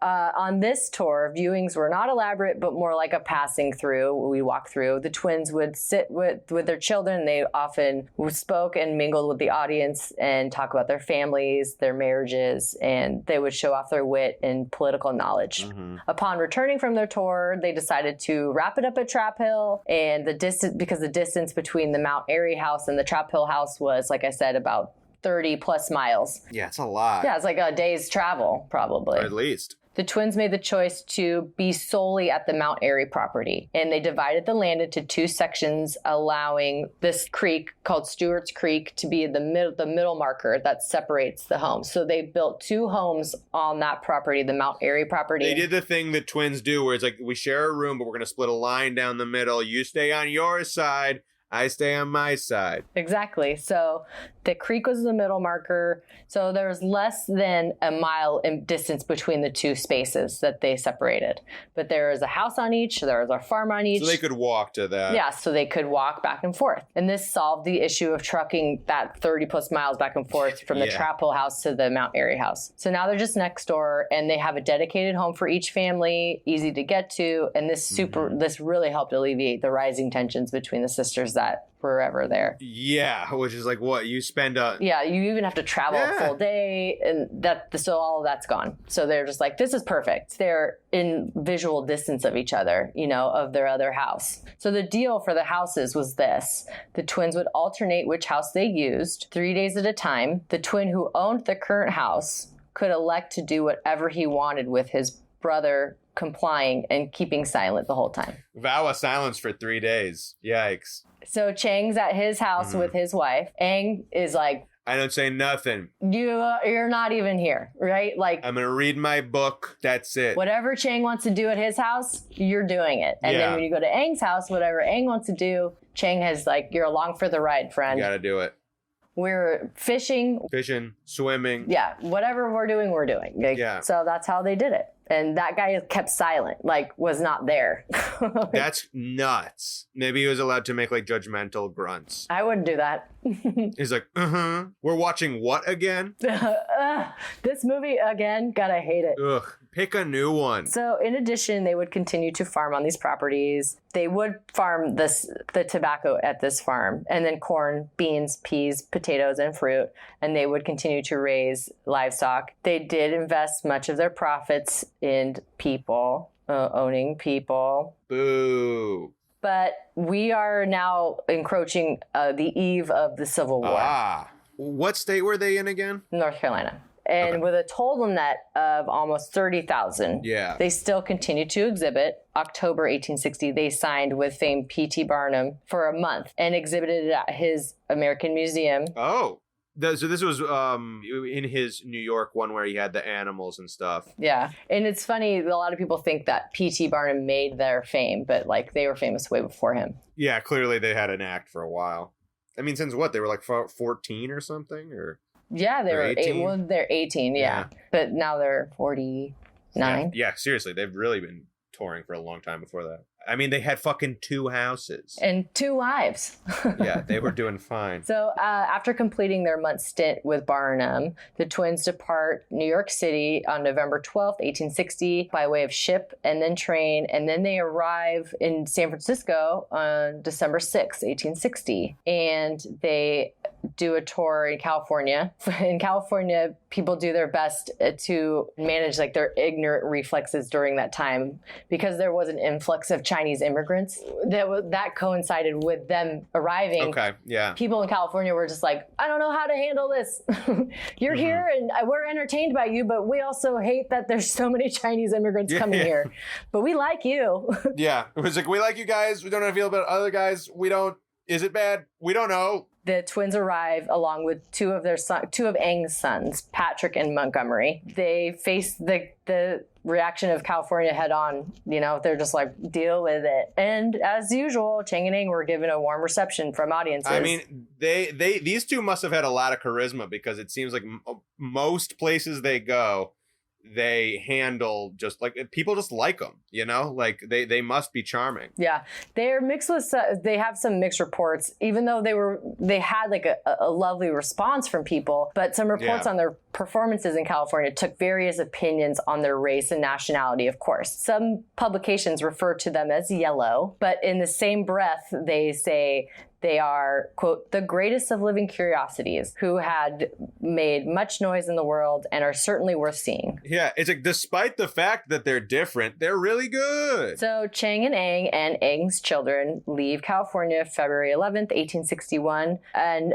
At this time, 7 states have seceded, and the Civil War is well underway. I wonder what that makes travel like. Probably very scary and unsure. Yeah. The brothers and Eng's 2 sons, they arrived back at the Mount Airy home by April, after gunfire had already begun in South Carolina, but before North Carolina had seceded. The twins continued to exhibit during the war, so they're trying to like hold it down and not lose their money because they have Confederate money. Well, yeah, I mean, if the North then wins, then they're gonna, in theory, lose the slaves they have, and that's probably a big part of their money, you know? Like, yeah. They sure are. That's right.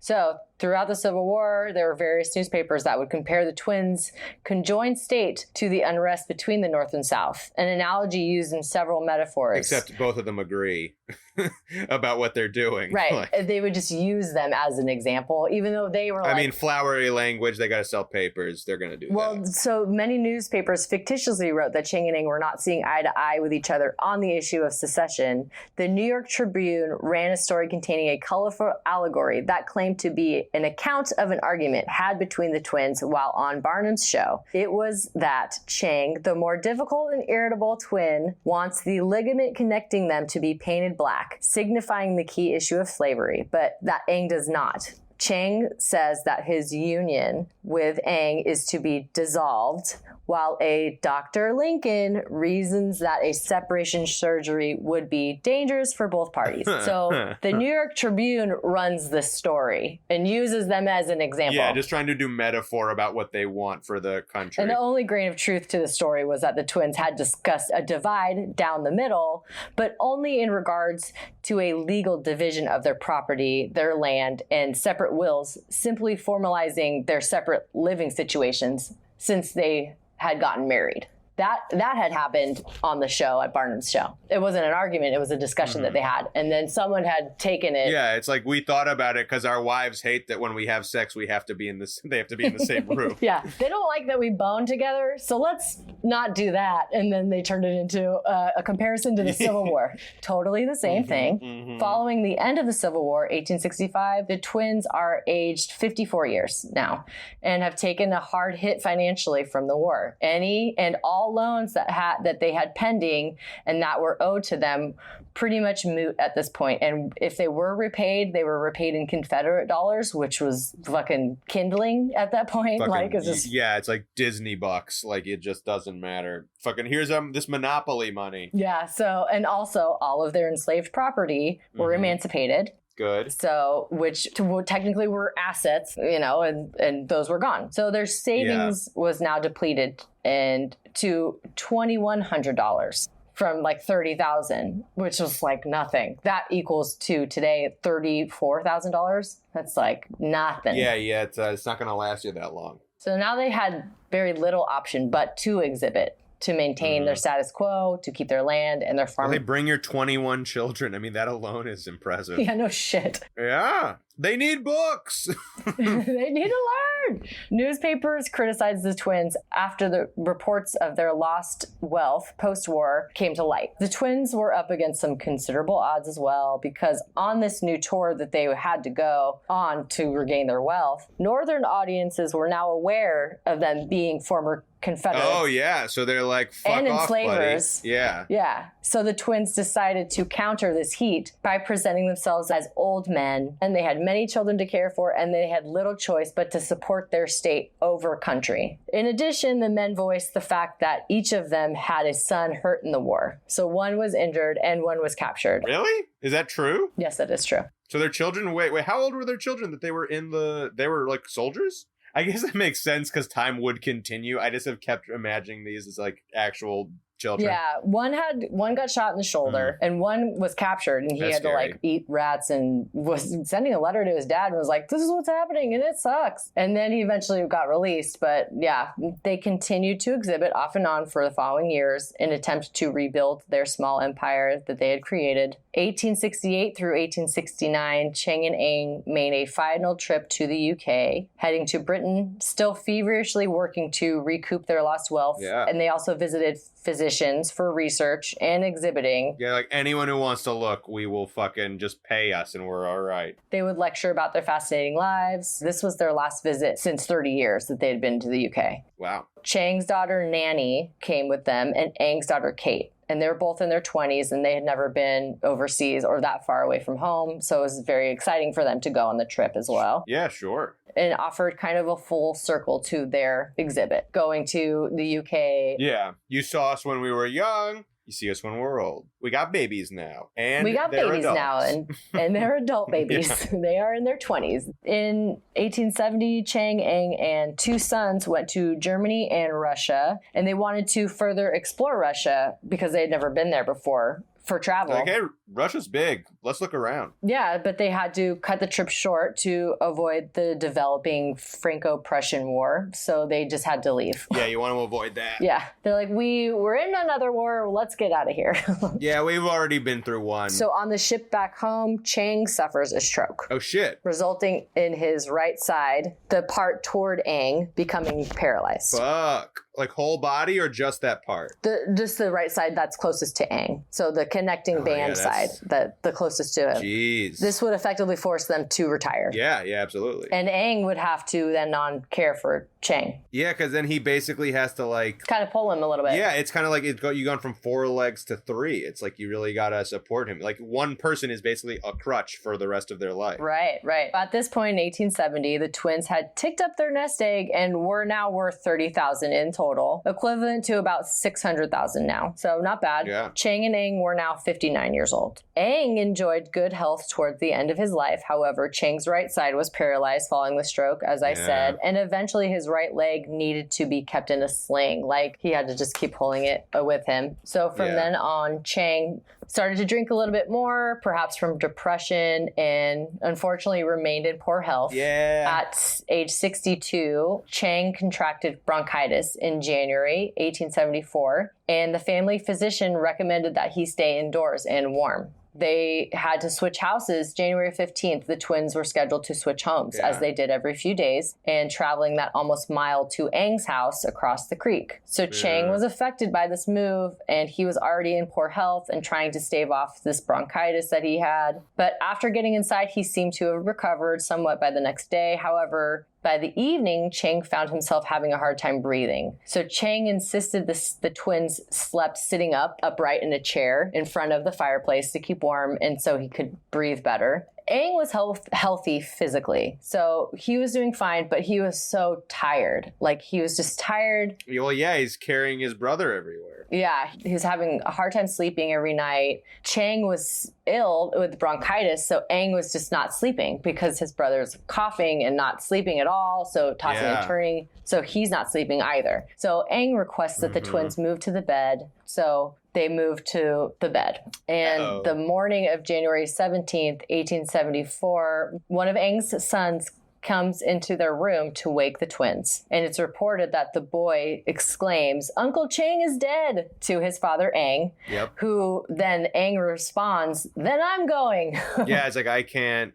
Yeah, because he's just like, fuck. Yeah. Then I'm gonna go. We share shit. Like, then I'm gonna go soon. If that liver dies with him, I'm soon to come. Yeah. So they sent for the family doctor immediately, but it wasn't soon enough, and Eng died, like, reportedly 3 hours after his brother. Whoa.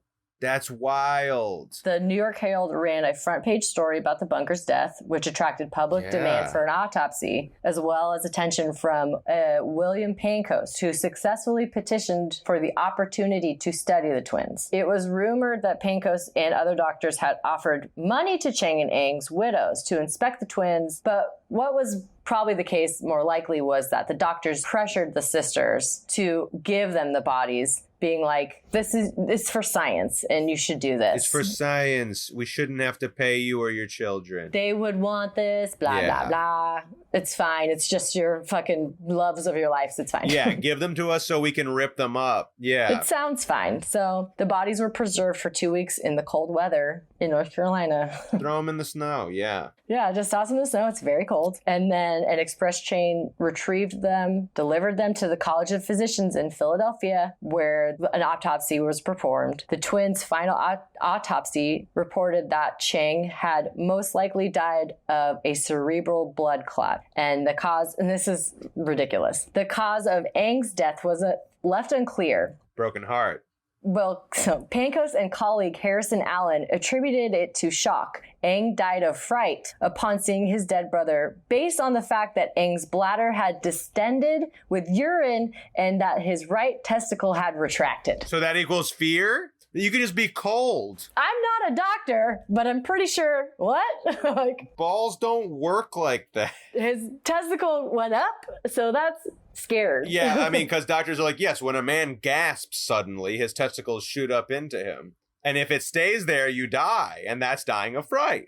Can you pass the cocaine? Like, oh my God. They can't figure out how he dies, so they're just like, he's probably scared. It's like, oh, maybe it's the organ they shared, you idiots. Maybe it's that. Everything else, like his blood flow that they share in their veins. Jesus Christ. Yeah. How it like goes in between them maybe, and all of a sudden half of it fucking stops. Others who worked on the autopsy suggested alternate theories. Thank God. Yeah. Fuck, man. Most prominently, that Eng had died of blood loss as his circulatory system pumped blood through the connecting band into his dead brother's body and received no blood in return. Yeah, that makes sense. A writer, Cynthia Wu, says that the idea that Eng dying of fright prevails not only in the medical world, but also in popular culture, just because people like that story. They're just like, and he died of fright, because that sounds better. The thing that's so stupid about that is if you're gonna make up a reason one of them dies, you fucking do. He died because he was so sad. Like, fucking of fright? Sad, not fright, yeah. The child saw it first. Yeah, heartbreak, man. Yeah, like, that's a way better story. Yeah, his balls exploded because he saw his dead brother. You can't live without him, so he died. Like, come on. His nuts went up into his stomach and he was scared. So that's what happened. And he got scared to death. He was like, he got scared from that. And then he's like, where are my balls? My balls are in my belly. And his heart exploded because he was so scared about where his balls went and his brother. So before the Bunker's bodies were returned to North Carolina for burial, doctors took photographs of the connecting tissue and hired sculptor John Cassani to make a plaster cast of the twins. And I have a photo of that, the plaster cast of them. Each giving a thumbs up. The Bunker's fused livers are preserved and viewable along with the cast of the twins at Philadelphia's Mutter Museum as a permanent exhibition. So you can see their liver. That vat full of formaldehyde paid off. Yeah, that's right. So you can see their liver and that cast at Mutter's Museum in Philly. Oh boy. Chang and Eng held the longest known lifespan of conjoined twins up until 2012. Oh shit. The record was broken. Yeah, the record was recently broken in 2012 by Ronnie and Donnie Galen. Love that their names rhyme. God damn, that's good. Of course. Chang and Eng, Ronnie and Donnie, baby. I mean, you got to keep the tradition alive. So Ronnie and Donnie outlived the twins by 5 years. And Ronnie and Donnie just recently passed this year. Oh. R.I.P., man.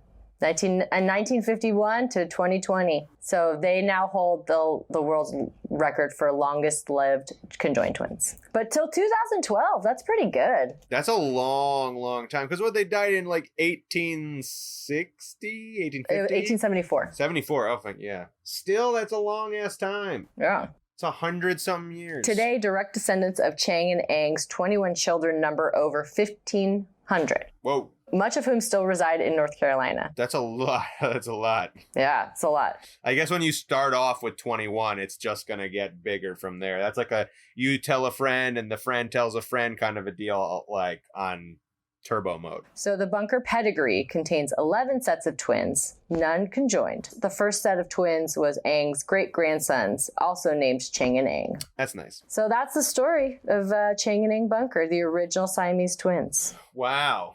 You know, they, for the most part, they like really were commendable and like really stood up for themselves. I mean, the slavery thing is the one kind of like, oh, you guys were so close to being just like fucking cool, like success stories, you know?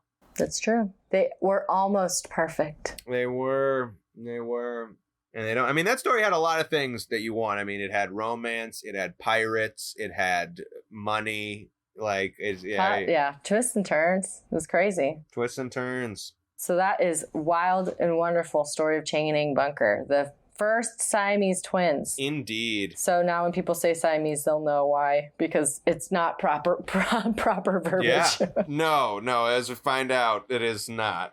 So that's that. And if you want to see any of the photos that we talked about, you can check them out on our Instagram page, and that's at circus.stories. Check it. And if you want to email us any of your circus stories or any cool circus facts, you can email us at circusstoriespodcast@gmail.com. Send us those deets. And you can follow and subscribe on Apple and Google and Spotify. We love it when you do that. Where all your pods are found. Just find us with the other pods. We're hanging out. Yeah, we run with all those other pods. We do.